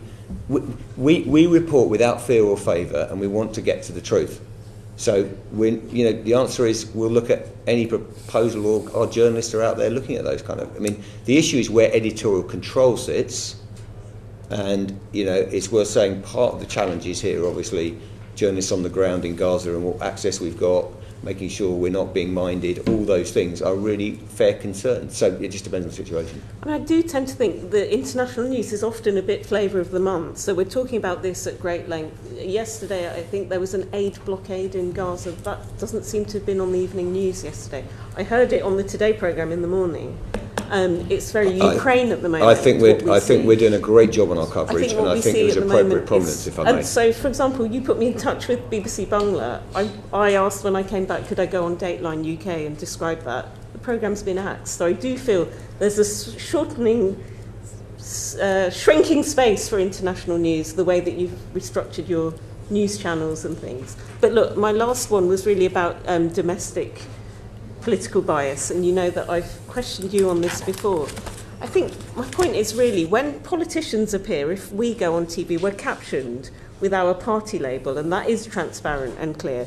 But on some of your panels, I know you always say that we've got a team in Question Time who's scrupulously fair about this, but we know from not just Question Time, any questions, Politics Live or Daily Politics, whatever it's called, you often get these right-wing Tufton Street think tank people, and that's not totally clear. Or you get owners of right-wing print media. The print media in this country, again, is shrinking. Every day you do the papers, you hold up the headlines, 70% of those are right-wing conglomerates, Murdoch, the other one, whatever it's called, the Rothermere one, whatever it's called.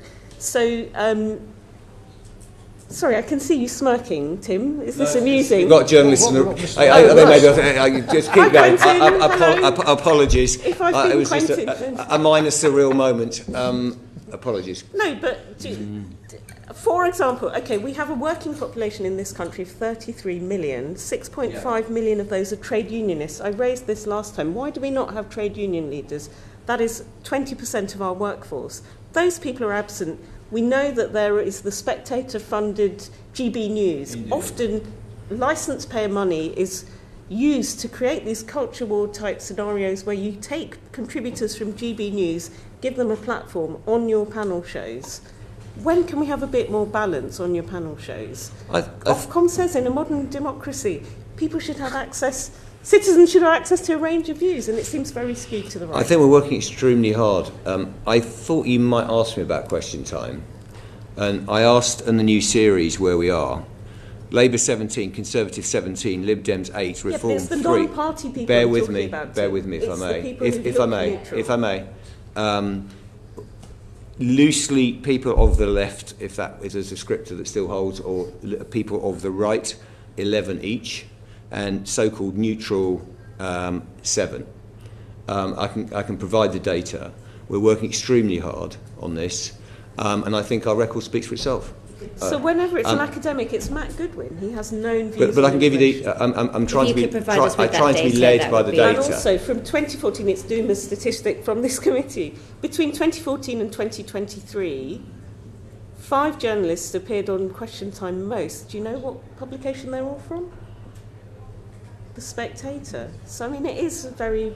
I just think we need to be. I think we need to be led by the data. Simple as that. Right, that data. I want to move on. Data is different to ours. If you can provide us with that data, we'd love to have it. Thank you very much. Let's keep with you, please, Nat Paul.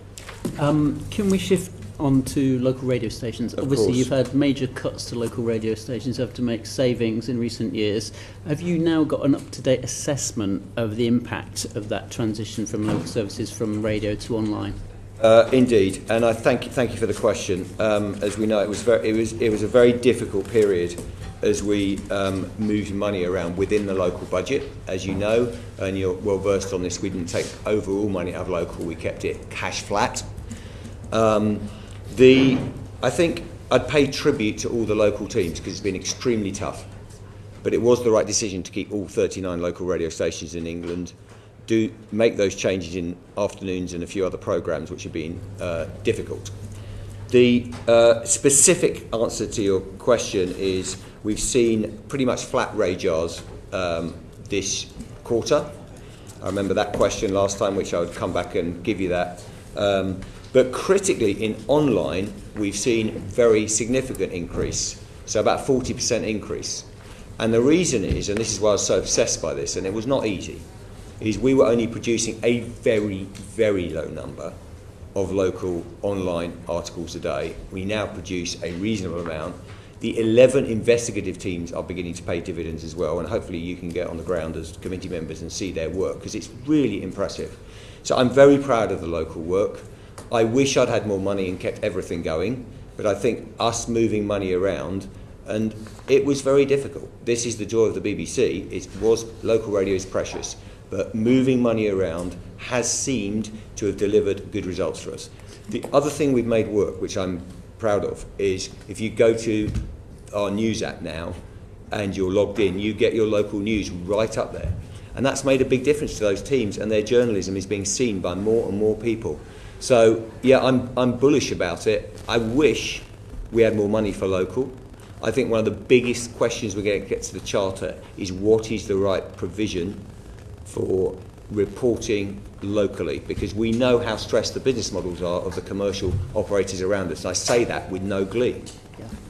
I want to press you a little further on that. The Local Democracy Reporting Service has obviously been a success in many ways, and it fills the gaps where a lot of local newspapers have sadly died. I say this as someone who used to work in a local newspaper. But you've filled the gap. However, there's an increasing demand for that local news precisely because of devolution. You've got more combined authorities, you've got more elected mayors. Are they being scrutinised? They're spending billions of pounds of money, not central government, but locally.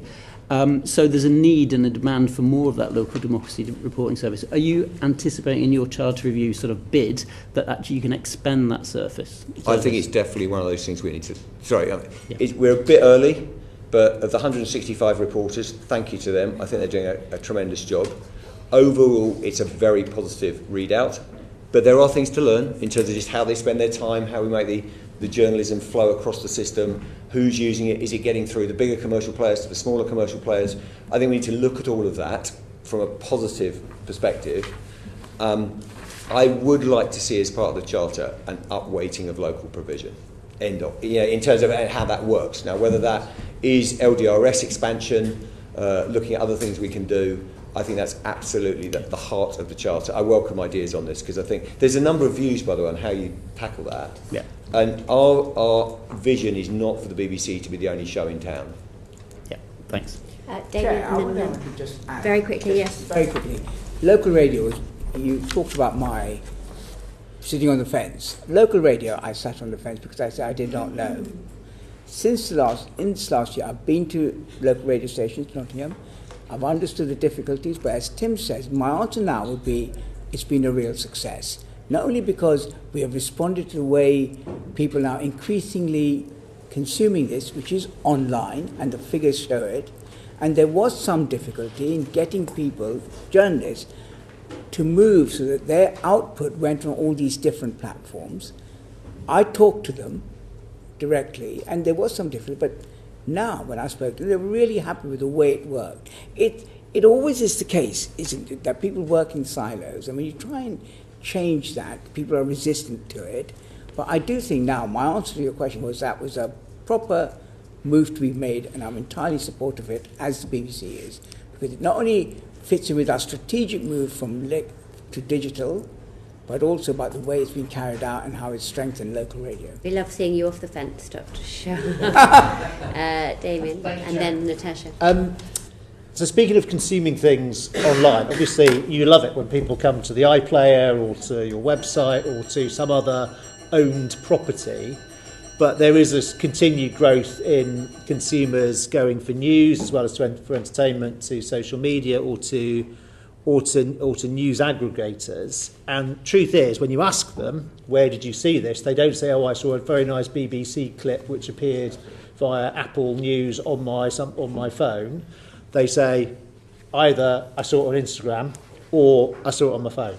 So brand, ironically, in this world is more important than ever, but it's harder to spot.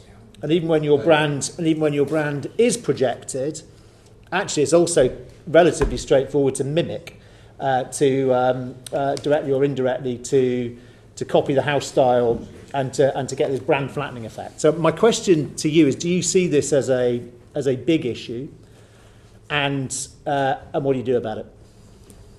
Huge issue, a bit of an opportunity as well. Okay. Yeah, because obviously in the midst of that soup you just described, where disinformation is rife, we're seeing actually more of this, people coming to Verify or coming to these services on the BBC and say, and time spent maybe. Yeah, but these are, in the scheme of things, people who say I'm going to go find BBC Verify. With respect, our news app is Solus news app. Our news app is bigger than Apple in the UK today. Bear with me. Our usage among 60, we're by far the biggest news brand. So look, and BBC One is still the biggest single. It's still the biggest single vehicle. Even among 16 to 30, but it's a minority. Even among 16 to 34s, we're being used. We're 70% of 16 to 30. Now, if that sounds like complacency and defensiveness, I apologise, because it's not. I think there are significant risks in this area, very significant risks, and then they're multiple. And all I can say is we're working extremely hard on mitigation tactics and thinking through these things daily. On the brand, good point. We've got quite a lot of research now about, as we go into TikTok or Instagram and we put short form content out there, what gets remembered, exactly what gets remembered of the BBC. Yeah. How do we make sure that that's clearly attributable to the BBC? And we're learning that. And also, how do we link? Do you want more of this? Link across the BBC. And what we need is help on this, because linking through to those, cross-linkage is really important. There are certain services where the algorithm rewards those things with advertising in it. Is that something where, this is more kind of your side of the fence rather than mine in terms of what kind of regime we want in terms of protecting these things. We are also having to act aggressively where we see our services either ripped off or distorted. Yeah. I have the highest regard for Apple, and I mean that. They are an outstanding operation, but their summarisations, an interesting word, but summarisations where they were merging our headlines together was clearly not ready to go, and led to not just, distortions, falsehoods. So I was grateful to them when I wrote to them at the highest level that they withdrew that feature. We're going to be going through this, I think, repeatedly. We are absolutely of the mind that the BBC needs to be out there on those platforms, setting the record straight, doing our work. But we're also tracking kind of really in great detail what brings people into BBC News. I'm a little bit more optimistic than the pushback you gave me, that you can go into those environments, get absorbed in it all, but sometimes you say, I just want to know what's going on, I'm going to come to the BBC. And I don't think that has to be a minority sport. It may not be quite sitting down in a chair to watch a half-an-hour bulletin, but it may be you want to go across, and maybe it's not vast majority of your consumption and good for a competitive market, but it is absolutely trusted. Well, to be clear, I'm optimistic too. I'm certainly hopeful, because I think your role is more important than ever it's been. I'm going to just add to it. And I think you identify something that we are quite concerned about, is the platforms on which people now consume material. Yeah. And we need to make sure that the BBC is available on those platforms, and a term we may come to, and that we're prominent there. These are really matters for regulatory control. But I can't emphasise how important that is. The algorithms that are currently driving, there are two types. One that drives you to particular content to make sure we're part of that. The other is algorithms that create content and and we may come to that, because the creation of content, fake news as we call it, is going to become bigger and bigger. And as I said right at the beginning, we really do need to think very hard of how we can make sure that BBC News continues to be prominent and available to young people, to people who are going to consume it, not sitting at home watching television. It's really important. So on a related but different question about the business model, can I suggest that in a parallel industry, so in the music industry, there is an enormous revolution moving away from physical format music. And everyone thought this industry has been changed forever.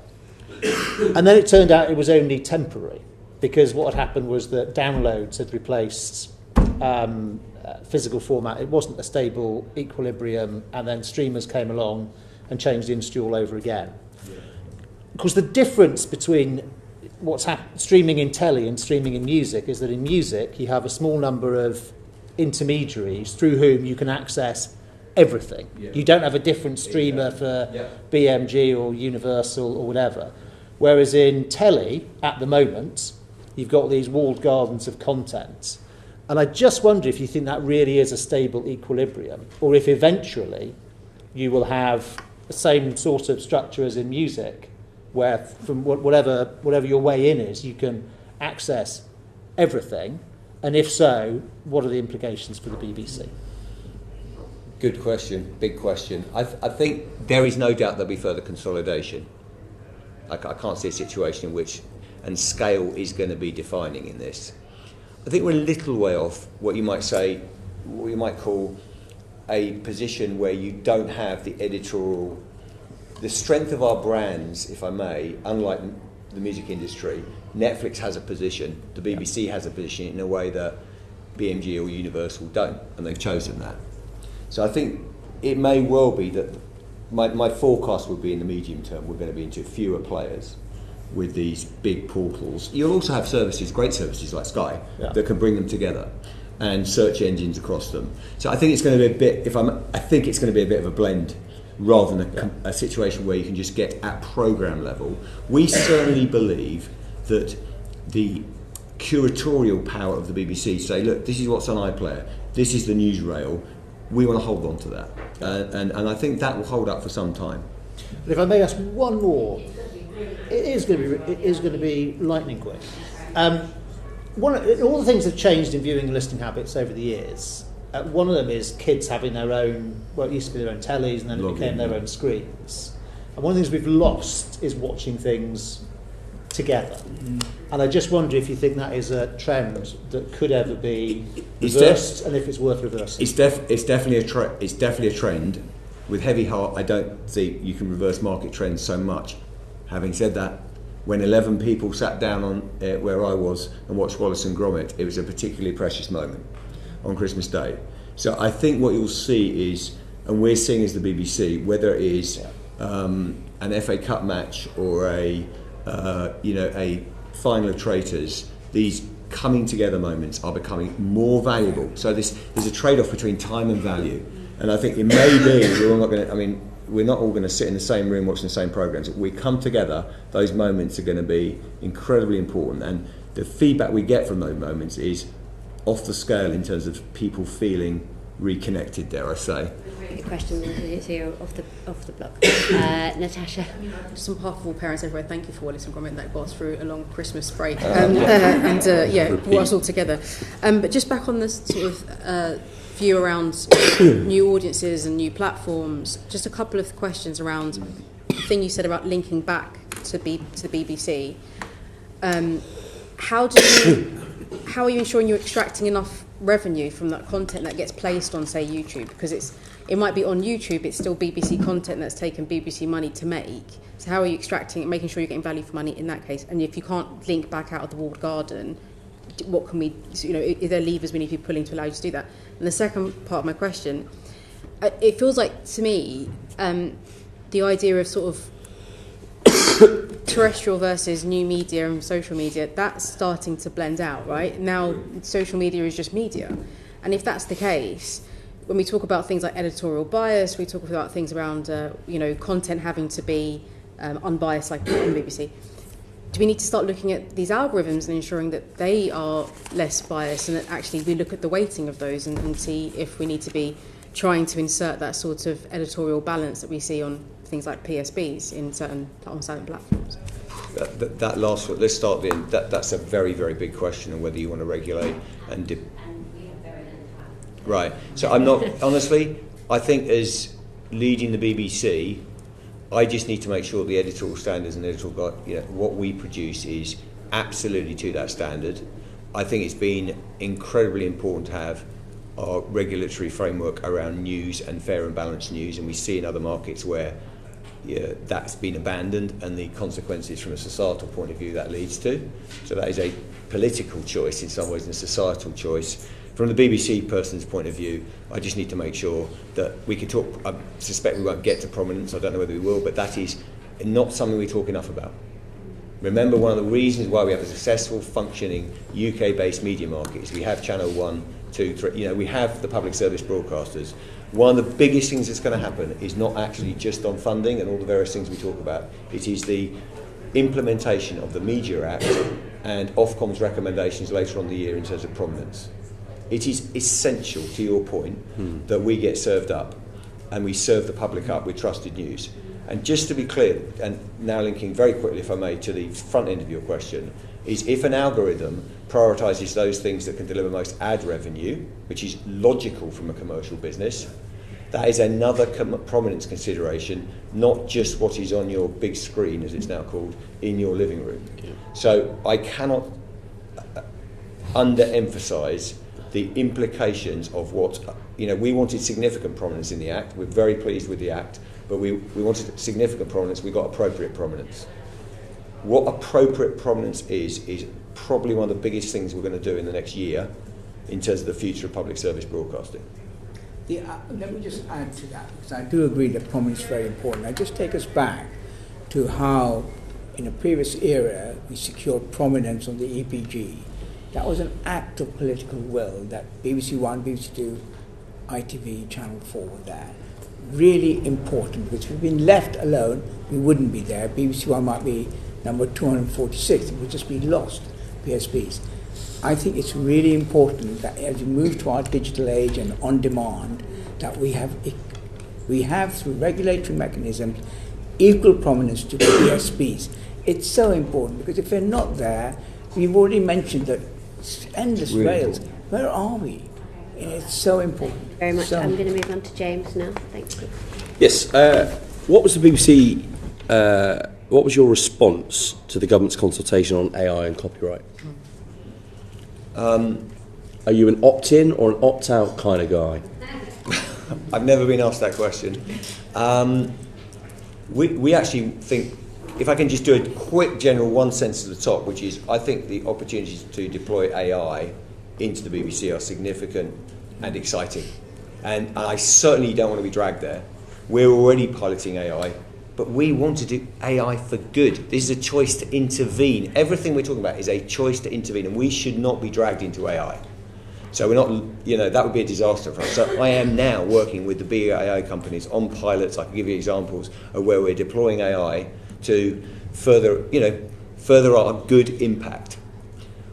There's obviously this separate related question about scraping and taking, and I think that there is a really clear thing for us, and you've seen the letters that numerous media owners have signed, as well as people who are contributed IP, is we, the British public, own this IP, and we believe we should be paid for it. That's it. So you would say what to a government that's considering all things re-copyright? Well, I mean, we in that sentence is the broadcasters and a number have written a letter which is very clear, saying we do not believe that we should go to a regime where and this is not head in the sand, this is not saying we shouldn't involve change or development, or I'm very interested in national libraries of AI. I think when it comes to charters, all kinds of things we can do to deploy AI for good. I'll give you a little teaser on this. Think about education. Think about the fact that social mobility in the UK is so painfully low over generations. Could we use AI to help with personal tutors for everyone, regardless of their economic circumstances. All of those things are exciting. But what I don't think, to the point, is, and you can read the letter, I can share the letter. The letter is very clear. It says, do not scrape the data. We believe just an open scrape where you can just take everything, take all the AI, and then build valuable business off it. I can see the argument, but I don't believe there can't be a way in which you can get some value back. And you look at the situation we're in, which is we need a bit more money, to put it mildly, for UK PLC and its creative industries. Surely there must be a way of doing this sensibly, which is not, restricting innovation in the way that's being characterised, I think, in a quite binary way. Because one of the best things you are as an asset to the creative industries is that you're the lead or a lead within an ecosystem of creative content. Correct. Content creators. Do you see your role as, is there a bit of a duty to help protect them and their livelihoods? Very often middle earners, very often quite patchy hit and miss work experiences or work streams as well. Of course. We need to be accretive to the creative industries, and we're not wholly about making a profit. That's the commercial arm only. We're about offering value. So therefore, we can make somewhat different decisions, and there's no judgment in this, also no negative judgment to commercial operations in terms of where we're geographically based, how our money flows, but what you need is a fair return on that. And I don't think it's Luddite to say, if someone's made something, and that we should work a way of doing that. It is difficult. I just say it's easy to opine in the way I've just done, because I've got the tension between letting 1,000 flowers bloom and create the value, but once you've created the value, there must be a way in which you can attribute it back. Now that could be through the entities themselves or through the flow to the IP owners, but there has to be a way. Thank you. We agree. Thank you. Zoe. Thank you. So looking to the future, we've obviously got this massive shift going to take place in the 30s of moving to internet protocol television. Start for 10 question, what are the BBC's priorities when it comes to that transition to IPTV? Not leave anyone behind. We're a universal broadcaster. We've done it before. I remember I remember someone saying, they'll eat their hat if we can do a proper DTT, I won't name them, DTT transition, and we did it. And long-range planning, proper process, we can all see the benefits of making sure that everyone has access to digital services. There's broader benefits than the BBC here. There's societal benefits, all those things. And television can be a first way in which people can be taken into a new technology. We've done it in our history. But just to be clear, we've got no appetite to a position where people are left behind. And I think Ofcom's work on this is helpful, the options they've given. What I would say is just digging in purely on DTT is not where the BBC is. The BBC would like to be part of a proactive transition of the UK to a fully digital, fully digitised households, or if that's the right word, but digital households, so they can get all our services, and people are using those services. But there's got to be a lot of work. There's got to be a lot of help for those who want to get from A to B on this. There's also the economic questions of, what's the right provision in terms of those people who are really on a tight budget or don't want to change. Exactly. And on that specifically, obviously we've got the whole conversation about funding for the BBC. Who do you see is responsible for paying for the interventions necessary to make sure that, as you put it, everyone comes on that journey together? I think we should be responsible for making brilliant programming and communicating how our services work. I definitely don't think we should be paying for a switchover in that way. That's just not what the licence fee is paying for. Thank you. And just briefly touching on DTT, there's a whole conversation around whether you continue to have DTT beyond 2034. If it needed to continue for a period, what are the cost implications to you of providing that? Well, they're not good. Certainly a full fat DTT is something I think we have to decide and ensure that we're not running two very expensive distribution systems, because you're just soaking that would be hobbling us. Yeah. There are low cost options, as you know, the so-called, I need to get into a bit more detail on this. That's not an offer, I need to get into more detail outside this to get a bit more on potential nightlight options and things that are being talked about. Sorry. I was just going to add that the BBC's had experience of this before with digital switchover, and as it happens, I was on the main board of the BBC when we did that, and we were very conscious, as the board will be now, that we don't leave people behind, and we manage it. And I remember the moment we switched off, and there was always a small group of people we could manage, but the direction of travel is clear. People are going to move to on-demand and IPTV. So I think there's a lot of institutional knowledge of how to manage this in such a way that we just need the time to reduce the number of people who can be left behind. And then be a matter of judgment when we decide we've done as best as we can, and then it's the switch. But it is something that we're very concerned about, because we are a universal service. Thank you. Thank you, Zoe. Let's now move on to Liz. Thank you, Chair. If I could ask Dr. Shah, what is the status of the Change Associates review of workplace culture you commissioned following the Hugh Edwards court case, and when might it be published? Thank you for that. This is really a very important matter for me. If you were to ask me, I've been here a year, and what I wasn't expecting was this procession of men abusing their power, from Hugh Edwards to the most recent thing. I am determined to stamp this out. We commissioned Graham Russell and Charlie, Change Associates, to look into that, and I've been talking to them regularly, and I've been reporting back to the board. The board has been taking it. So we are determined to do this. Right now, they are working on it. They've done all the interviews, done all the work on it. We're now discussing what actions we're going to take. I'm also very keen that it's not another set of processes. I actually want real action, visible action, that demonstrate that if you step out of line, we can enforce it, and that something is done. One of the things that seems to be a theme of all the reviews that have taken place is that junior staff feel disempowered to call out more powerful people behaving badly. We have to find a mechanism and a system that allows them to do that. That they don't think their career is at stake. They don't think somehow they're going to be moved out somewhere else. That they don't say, well, actually we can't, because this person is more powerful than me, and the management would say, oh, well, why don't we just move this person out? Those are practical things we need to do, and we need to do it, and we need to enforce it. Now, the report will come to the March board for final discussion, and will be published during April. At that point, I will personally take ownership of this and talk about what we're doing. I feel very strongly about this. It's not right. The BBC of all should be setting the example. I'm very pleased that Baroness Kennedy has started up the CISA thing. We're heavily engaged with them. We want the whole of the creative industries to be involved, but we should be setting the lead, and we should do that. And I will own it, and I will speak about it publicly once the Graham Russell has produced it and it's gone through the board mechanism. We're looking at the board in March, and then in April for publication. Good. We've spoken a lot about trust today. Have you been able to recover any salary from Hugh Edwards?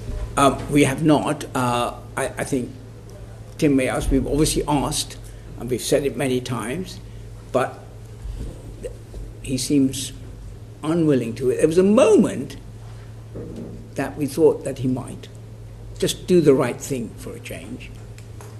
Clearly decided not to. Tim, have you got any more on it? I don't think we've heard, you see. And there's nothing you can do to I don't think there's legally to give that back the money? No, we've made the request and we've looked at taken legal advice. That's where we are. It's quite frustrating, this, really, because you think... I think he should have done it. He could still do it. It's not right. He's taken licence fee payers' money, and he knew what he'd done, and he should return it now. Can you give us examples of what actions the BBC has taken as a result of recent high-profile cases of misconduct? Yeah, there've been a number of specifics. Because remember the recent case, the Tim Westwood case. Tim Westwood was about 20 years ago. Russell Brand was also quite a long time ago. Tim Westwood was over a long period of time. Russell Brand was more specific. There have been specific processes that have, in response to particular cases. That's not to say we've fixed the problem. Even though we've responded, and Tim can spell out the responses we've made to our, but we have yet to fix the problem. Now, it may be, you could say to me, would we ever fix the problem, given the profound nature of it? But I think we could do a lot more. But Tim, you could spell out very what we've actually done. And this, I think, let's just do the process and the culture, because they sit beside each other, and I think you can hear that we've faced these major issues in this industry. I don't think we're totally unique, but this abuse of power, we want to finish it. And I've said very clearly to the organisation and where we're at, we're all of the people that work across the BBC. I want to touch on indies because I think that relates earlier to, because I think that's really important, the work CISA are doing. I think where we've made real progress on a number of fronts. Firstly, versus those historical, decades-old cases, we often, a couple of things were really clear, which is you often had things raised up and they just kind of stuck in their silo.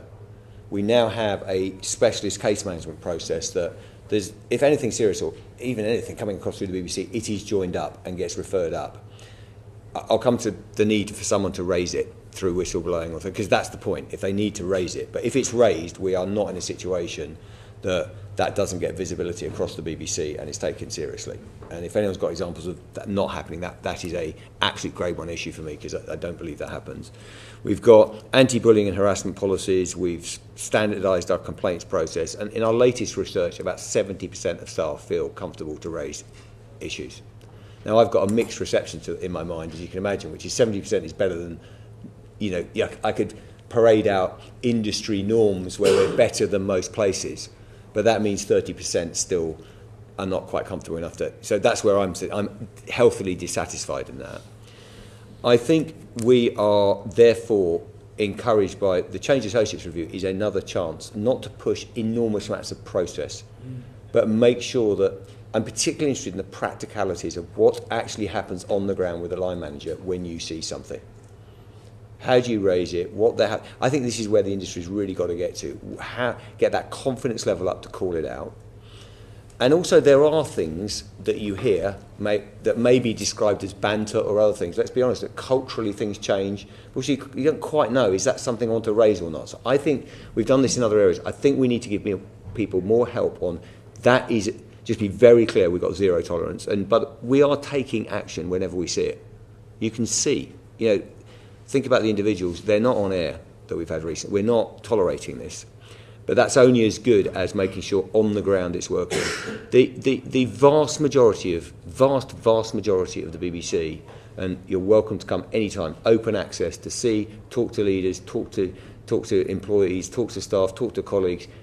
We're proud of the way the BBC works, but we've had these instances, and it is to do with how power is abused. That's it. And we need to address it. It will be, at the Change Associates, I really want practical guidelines, and that's what I'd ask of the work, for line managers and building confidence among teams just to never tolerate even something that they can see as marginal they raise. So are you confident you can stamp it out? Yeah, I think you can never, I want to be realistic, you can never ever be in a situation where you can say one rogue individual who's doing something, potentially using their BBC kind of status and abusing it outside work, which not all these instances are the same. Yeah, these are not all instances of, we've had things in our past that are really horrendously grim in terms of cover-ups internally. The Westwood Review found no, predatory sexual behaviour. It was bullying and misogyny that wasn't referred up and joined up. That is very, very serious, believe me. But what I would say is you can never say, organising 23,000 people and all the freelancers, that you're never going to have issues beyond the BBC. What I can say is we can get to a point where I think flawlessly we say zero tolerance, and also you're catching stuff very early.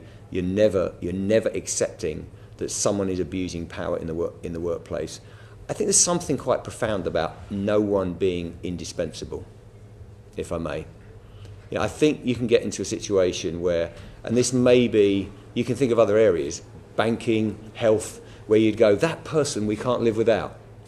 And part of the review work is to make sure that everyone is clear that that is no longer ever acceptable. Can I add to that? Because you've heard that I've taken personal ownership of this, That's partly because I'm aware of it. I've worked on program making, and I know that I've dealt with presenters who are quite full of themselves. Let's put it that way. And in some ways, I mean, they're talented.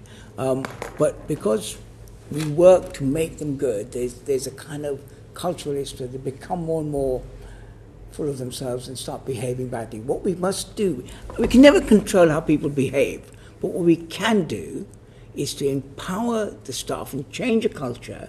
So no matter who this person is, the BBC is bigger than them. We can live without them. Right? And I need to bring about a change within the culture of the organisation, and genuine way, where junior member, middle manager say, this person out. We can do that. We can do that. We can't control individual human beings' way if they want to abuse things, but if they do, by God, we can make them go.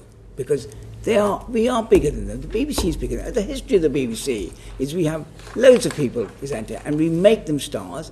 If they misbehave, out. We can do that. Thank you. Paul? Dr. Shah, you started by saying one thing you were not expecting when you took over as chair of the BBC was to have a year full of succession of allegations about workplace misconduct by men. I mean, my question to you would be, where have you been for several years? If that wasn't your it's more in terms of expectation? if you were to ask me what would be the board agenda last year, the first thing that came up was Hugh Edwards. Then there was Jermaine Genius. Then there was Strictly. Then there was Greg Wallace. Then there was. I wasn't expecting that. It's not that I've worked in this business. I know it. But what I was just talking about, the extent to which it just kept coming and coming and coming. And admittedly, timing, some of this, when I first arrived, I was told in March, this time last year, the Russell Brand report would be coming out. It's going to come out in a couple of months' time. Then Tim Westwood report was going to come out. These are old reports. They've been commissioned, but they've all landed in my first year, is what I'm saying. I get that. I mean, I listened live to the Russell Brand story, so of course I knew about it. Sure, and I accept the Director General suggests that things have improved in terms of reporting processes. But Director General, you did talk about that 30% who still perhaps don't feel safe working for the BBC, that you are worried about, rightly. It's comfortable. It's an okay. important distinction. Comfortable, but within that there'll be some who don't feel safe, I imagine. Now, you're right, you pointed out to the Tim Westwood review, which was produced last week, a cost of £3 million, I might point out, a long review, in-depth review. One of the most worrying findings in that independent report was that those who were effectively on the wrong end of Tim Westwood's behaviour said there was, quotes, a feeling they could not raise issues with the controller or other people in senior management because of the importance of the talent to Radio 1 and Radio 1 Extra. Now, Mr. Davie, you were director of audio at the time. Do you take any personal responsibility for that culture, the fact that those staff felt that they couldn't? Of course I do. I don't want people to be in workplaces where they feel they can't raise issues. It's not my style. It's not how we should work. And I think if people were... You can't, when you're doing a job at director level with thousands of people, be on top of everything. But at the end of the day, if that person would have exec producer and the controller, and if they didn't feel that confidence, that's the problem. Of course it is. You think that's changed? I think, yes, I do think, I honestly, because we've got a joined up system where you've got whistleblowing, you can go beyond that. I just think the data says we've changed. Now, you're only as good as your weakest link, so I think there's constant vigilance in terms of where culture is not working properly. But certainly, the way I am talking to the top 300 leaders of the BBC is absolutely, I think, in a completely different place to where we were years ago. But you're only as good as what you're delivering. And I think, to the chair's point, this year we've had a number of instances. You might say part of it may be a reflection of just us moving now to a world in which some of this stuff is just unacceptable in terms of what was lived with. And some of it might not be criminal activity, but just frankly stuff this is completely inappropriate for a workplace in 2025. And I think people have been thinking, is that something also, do I raise that? How does that work? We're being very clear on that. I think the Change Associates report will help that as well. Thanks. Thank you very much. Rupert, did you want to come in? Yeah, I just wondered what happened to the report Banijay commissioned into Greg Wallace. It was the end of last year. They're doing their work, and we're waiting. We're hoping weeks, not months. Okay, I'm curious to see. Yeah, they instructed a solicitor, didn't they? Again, there is an issue about once you do these things, there's a question of scope, and once you do these things, you've got to do them properly. So they've got to talk to everyone and make sure there's nothing. But they've instructed a solicitor. It's not an independent inquiry. They're paying the solicitor. Do you know what I mean? Yeah, it's a Banijay-led inquiry. And it's not concluded yet. And it's not concluded yet. Thanks, Rupert. I mean, I think that your point, Dr. Shah, is that there have been these people who are often referred to as talent, who are effectively the gods of television, not just at the BBC and other scandals on other channels, who almost felt that they were untouchable. They could behave how they wanted to, and in and outside of the workplace, and they were beyond anybody's power or control because people didn't feel they could report bad behaviour. Are you saying that no one is untouchable now, in sense of, there's no talent too big that... Talent. There are powerful people behind the screens too. They don't have a right to abuse. No one is untouchable. No one is bigger than the BBC. No one is bigger than us determined to sort them sound. It's really, really important. It's 2025. We can't have this kind of behaviour and find it acceptable. It's certainly true that looking at Tim Westwood's behaviour, that would not be possible now, but there are others that, we just have to make sure that the BBC is a modern organisation. People who work for it feel able to voice their concerns if they have any, and that they will be dealt with, and that no one in the BBC is untouchable.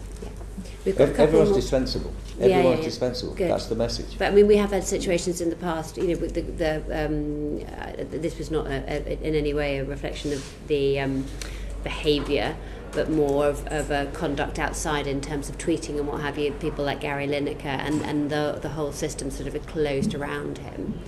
But I mean, are you saying that situations like that are also, he was almost, Gary Lineker almost too big for the BBC to fire him? Well, no, I don't, when you say the system closed around him, some of the other presenters felt that he had been mistreated. Yes, so it wasn't the system. I mean, the system was saying, working its way through under my leadership. Honestly, I can never say you're never going to get into situations as you deal with this industry and all the various things. But I think where you can say, to the earlier question, is we can wipe out within our workplace has that standard and it's non-negotiable. We haven't touched on, by the way, which I just want to say, which is also in independent productions, because it is really important to the early, to Banijay, all the various these issues. So we want to make sure that people are fully compliant with the CISA standards before we contract them. So that is going to be. And this goes back really to the due diligence issue that we were sort of talking about a while back. Yeah. I mean, this is due diligence is with regard to the behaviour and how members of staff and freelancers are treated.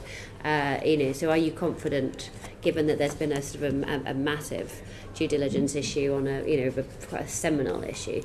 Are you confident on individual matters like this? Well, I'm confident, but I think we have to be healthily paranoid and just constantly make sure that work is being done. I think CISA are helpful. Those standards give it an architecture to, if I'm meeting with the head of an Indy, if I'm a commissioner, I can say, let's go through this. We need to make sure that work is done.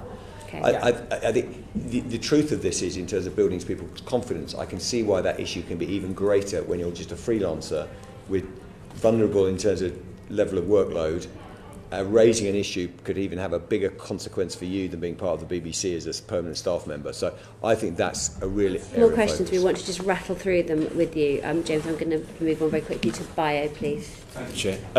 This is probably a question for both yourselves, Dr. Shah and yourself, Tim.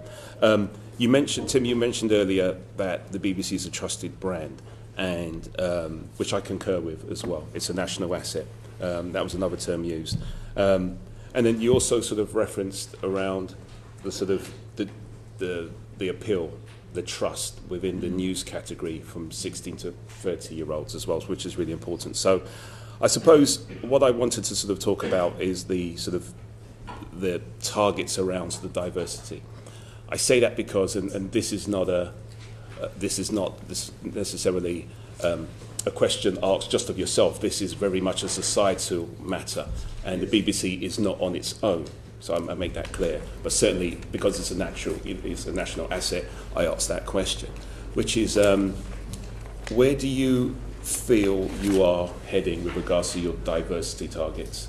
Because the strength of any organisation is the people that it reflects, and if you're talking about the BBC and its appeal, it markets and it presents to all of society.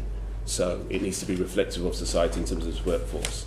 And so I'd like really to hear from both of yourselves, really. Where do you feel you are with regards to your diversity targets? Okay, I'll let Tim give you some data answers to that, but let me first of all respond. I think diversity, we need to unpack that term. I think what we mean by diversity is a much more sophisticated understanding of that. I mean, in the past, it used to be a kind of euphemism for talking about people of colour. But now we understand it's not just that. We're talking about class, we're talking about thought, we're talking about regions, we're talking about geography, all sorts of conversation. Because that's what the country is made of. We're talking about neurodivergence as well.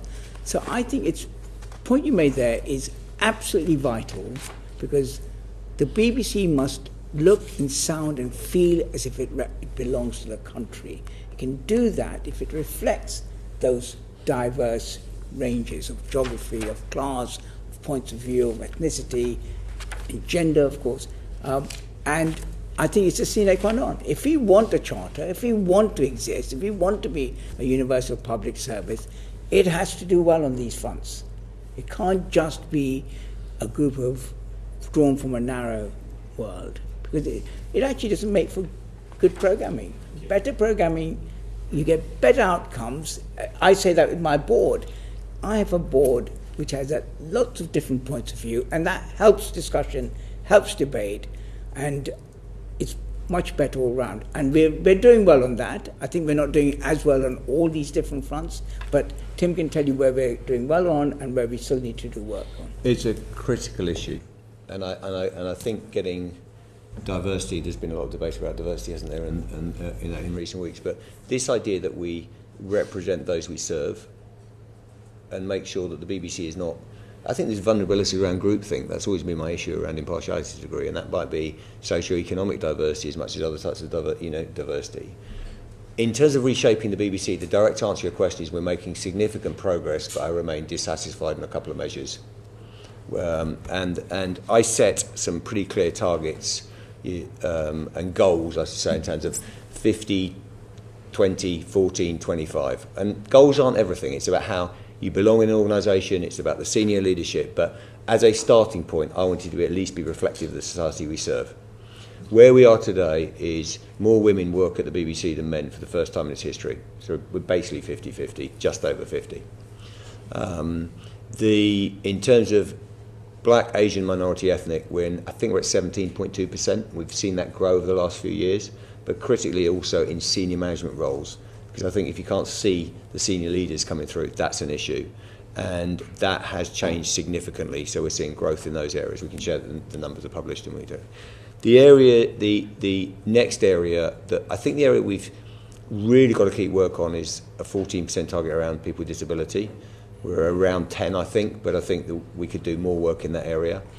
And then the really intransigent one, which cuts across everything, which I'm fascinated by and challenged by in some ways, is socio-economic diversity. So if you look at parental occupation at 14, it's basically, there's 100 ways of describing it, but this is not a bad one. I think it's about I'll have to get you the exact number, but mid-30s for population. We're at, I think when James Graham did his speech in Edinburgh, he said the industry was 15.5 or whatever, something like that. We're at 20.6. And even when I'm very proud of our apprenticeship scheme.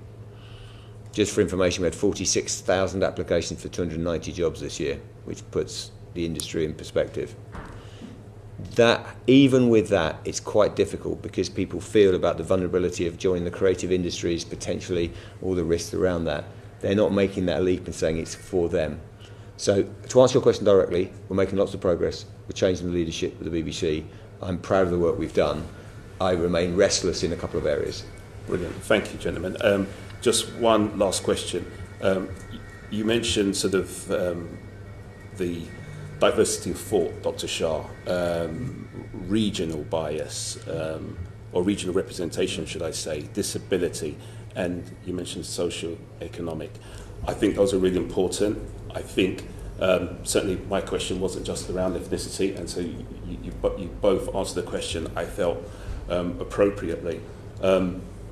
So how comfortable are you with regards to your sort of 1,000 apprenticeship target, you know, and how we can make sure that all those different types of people, all those different voices, all those different regional thoughts, all those different abilities work their way into your apprenticeship targets, because, you know, that will have an effect on your future outlook and your productivity as an organisation. I think we're up to 1,400 have come through the whole programme. We're currently got about 900, I think. I'd have to give you the exact. I'll write you with it. I can give you the exact number.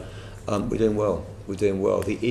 As I've said, I think the recruitment has really worked extremely hard to make sure we've got a diverse, in all that means, range of people entering the BBC. Also, I mean, the diversity of thought is important. Yeah. So if you think about institutions, connecting how people think, making sure there's no assumptions about even mainstream thinking versus also, I think we've really got to be careful. I'm worried about institutions detaching from those that they serve. And thank you for that. And my one last comment, you mentioned about sort of senior management, representation, which is key, because obviously the talent, the apprenticeships, all of these people coming through need to be able to see a path for them, a journey for them within your organisation. If they don't see leadership, they then move on, and so you lose that talent as well. That's absolutely right. I've looked at some of the apprentices, and I think they're beginning to address this point. I mean, all these different areas, like a metropolitan point of view rather than a town,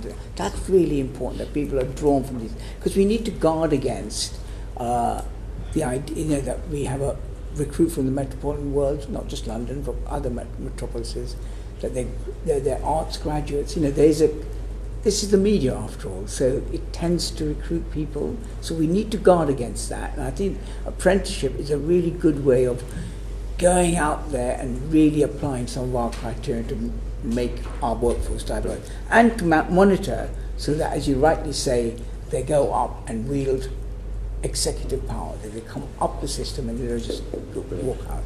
Thank you. Very important point. Thank you, Bio. Just two very brief ones before we let you flee. Rupa. Yeah, I'm glad you mentioned gender, because that's another issue with these lopsided panels. Fiona Bruce, when she came to Ealing for Antiques Roadshow, did say, I'll give you that, there's not enough women on our panels. But look, my last question is going to be, despite the BBC's requirement to have at least one BAME candidate on the shortlist of every open position, at regional leadership level, how do you account for the fact that there's only 5% BAME in those positions and your own target is 20%? When you say regional, what exactly do you mean? So, for example, do you mean not local? a single head of region is of colour. Not one single TV editor in the BBC regional television is of colour. Of the investigations unit that got closed down and was so controversial, not one head of these teams is of colour. Well, I just think we've got more work to do. There's not the numbers I gave you are overall BBC, so they're true. They're true. They're good. They're really good. It's really good progress. So I think those top levels. But that counts. Which is, and I think I've made this point that if you can't see yourself in the leadership, you don't believe. You just don't believe. So we're about 14%, I believe, at last count. Overall of black, Asian, minority ethnic leadership, senior leaders. Okay, that's a big, that's not where I want to be in the long term, but it's a big change. There are specific areas where the amount of change in the candidates coming through is going to take a bit longer, and you've just identified one. So I take the challenge. I think it's a fair pushback, and we need to really keep trying to make those changes. There are examples of people coming in through that area, and I can think of a couple that are doing a good job, but we need to do better. And just on that, we find that female sports commentators, it's about protecting people from the abuse that they're likely to get as well, right? So female sports commentators come in for just the most phenomenal amount of abuse, particularly on social media. I mean, is there anything that you can do as an organisation we're providing to protect, support, prepare? We're providing support to individuals. We're working. I mean, this is broader than, if I may say, just female sports commentators. That's particularly toxic. But journalism, journalists, female journalists, people coming from any kind of minority, it's vicious out there. I don't need to tell you. So it is vicious. We need to call people out, but we also need to, i.e. people that are doing this. But I can only say we have got quite a lot of support systems in place. We are working hard on it. We're having to do more. If you take people that are working in the area of disinformation, and you can think of a few people in our place that have been in front of committees and things, they are getting enormous amounts of abuse. So I thank you for the question. We are providing lots of support. We probably could do, or keep being restless about giving more support and recognising that, and also calling it all out together, because it's just unacceptable in terms of functioning democracy, frankly. Yeah. Finally, Natasha. Just finally to Dr. Shah. In November, you gave a speech where you talked about the speed of Ofcom's regulatory processes, and you called for regulation that helps rather than hinders in a changing media landscape. So, how would you change how Ofcom regulates the BBC? How would I? How would you change how Ofcom regulates the BBC? Well, I would invite them to be quicker than they are. They understand. Look, Ofcom's regulatory processes were developed 20-odd years ago. We now live in a completely different landscape where the world is moving very fast. Audiences are changing their consumption habits very fast. We need to move quickly. The example I gave, that we, after the first time over 20 years, we saw some extensions to our radio services in the light of changing audience behaviour. It's taken the public interest test, it's taken over 15 months to get one thing approved. Meanwhile, our competitors, within a month, launched 15. This is really unacceptable. Ofcom need to understand how fast the world is moving and how we need to move with it, and we're not suggesting not having regulation to make sure that we don't crowd out the market. Just do it quicker, because it's just taking a long time. You will remember, and I remember because I was again on the board at the time, when rather brilliantly the public service broadcasters launched an on-demand platform called Kangaroo.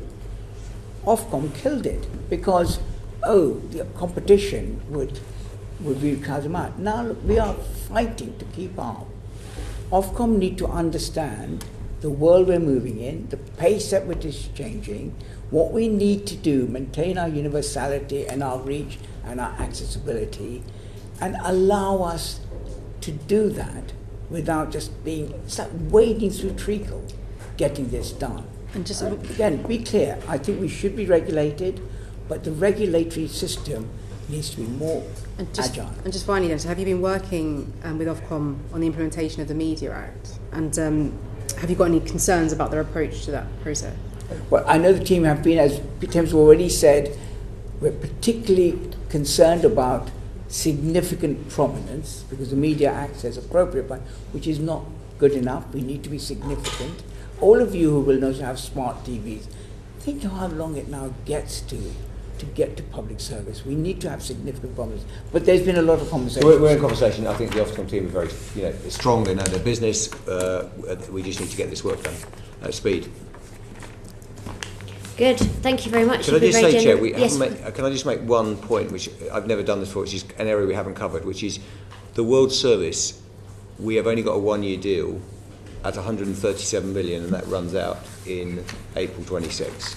And I just want to put on record that I think becomes, with the opportunities that we have and the rest we have, I see it as a grade one issue. And if we're covering the board of the BBC, the mass of the BBC, we haven't covered that today. I was going to cover it if we had time. I understand that, and I'm just being interventionist in terms of saying, okay. I just want the committee to note that, because for us at the BBC, in terms of our business, the questions in terms of supporting, which are well versed among us as a group. I think, remember that with pressures on the budget, the movements in the budget, we have 137 million. That's just to keep the show on the road, let alone proper investment. So that is coming up in the next, if we think about our business over the next few months, as we go into the spending round, that'll be a big topic. Are there any implications of the government's decision to change the foreign aid budget? We don't know, but I would suggest it's probably it's probably not positive in terms of just the pressures on being able to fund the World Service appropriately.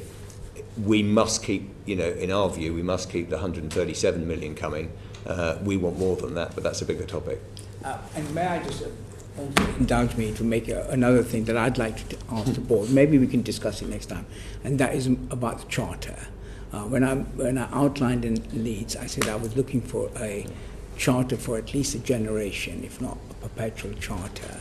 That's a really important statement about the independence of the BBC and what the charter contains and why that is what we want to go for. It's, again, we can have regulation under a framework agreement, but I think we need a charter for the BBC that we're not constantly reviewing our very existence. And it would be good to discuss this at some point in the future, because it's really important that is examined and discussed and debated. And it is something you'll be pleased to know I've already made clear what my position is. Well, when the charter review process begins, we will start our own work, and we'll very much look forward to welcoming you and your colleagues back as part of that. So I very much doubt you'll have to wait so long until we have the pleasure of your company again. But it was great to see you both this morning. Thank you very much for your time, being very patient with us. We've gone about half an hour over, so I hope we haven't made you late for anything else. But thank you very much for joining us. Thank you.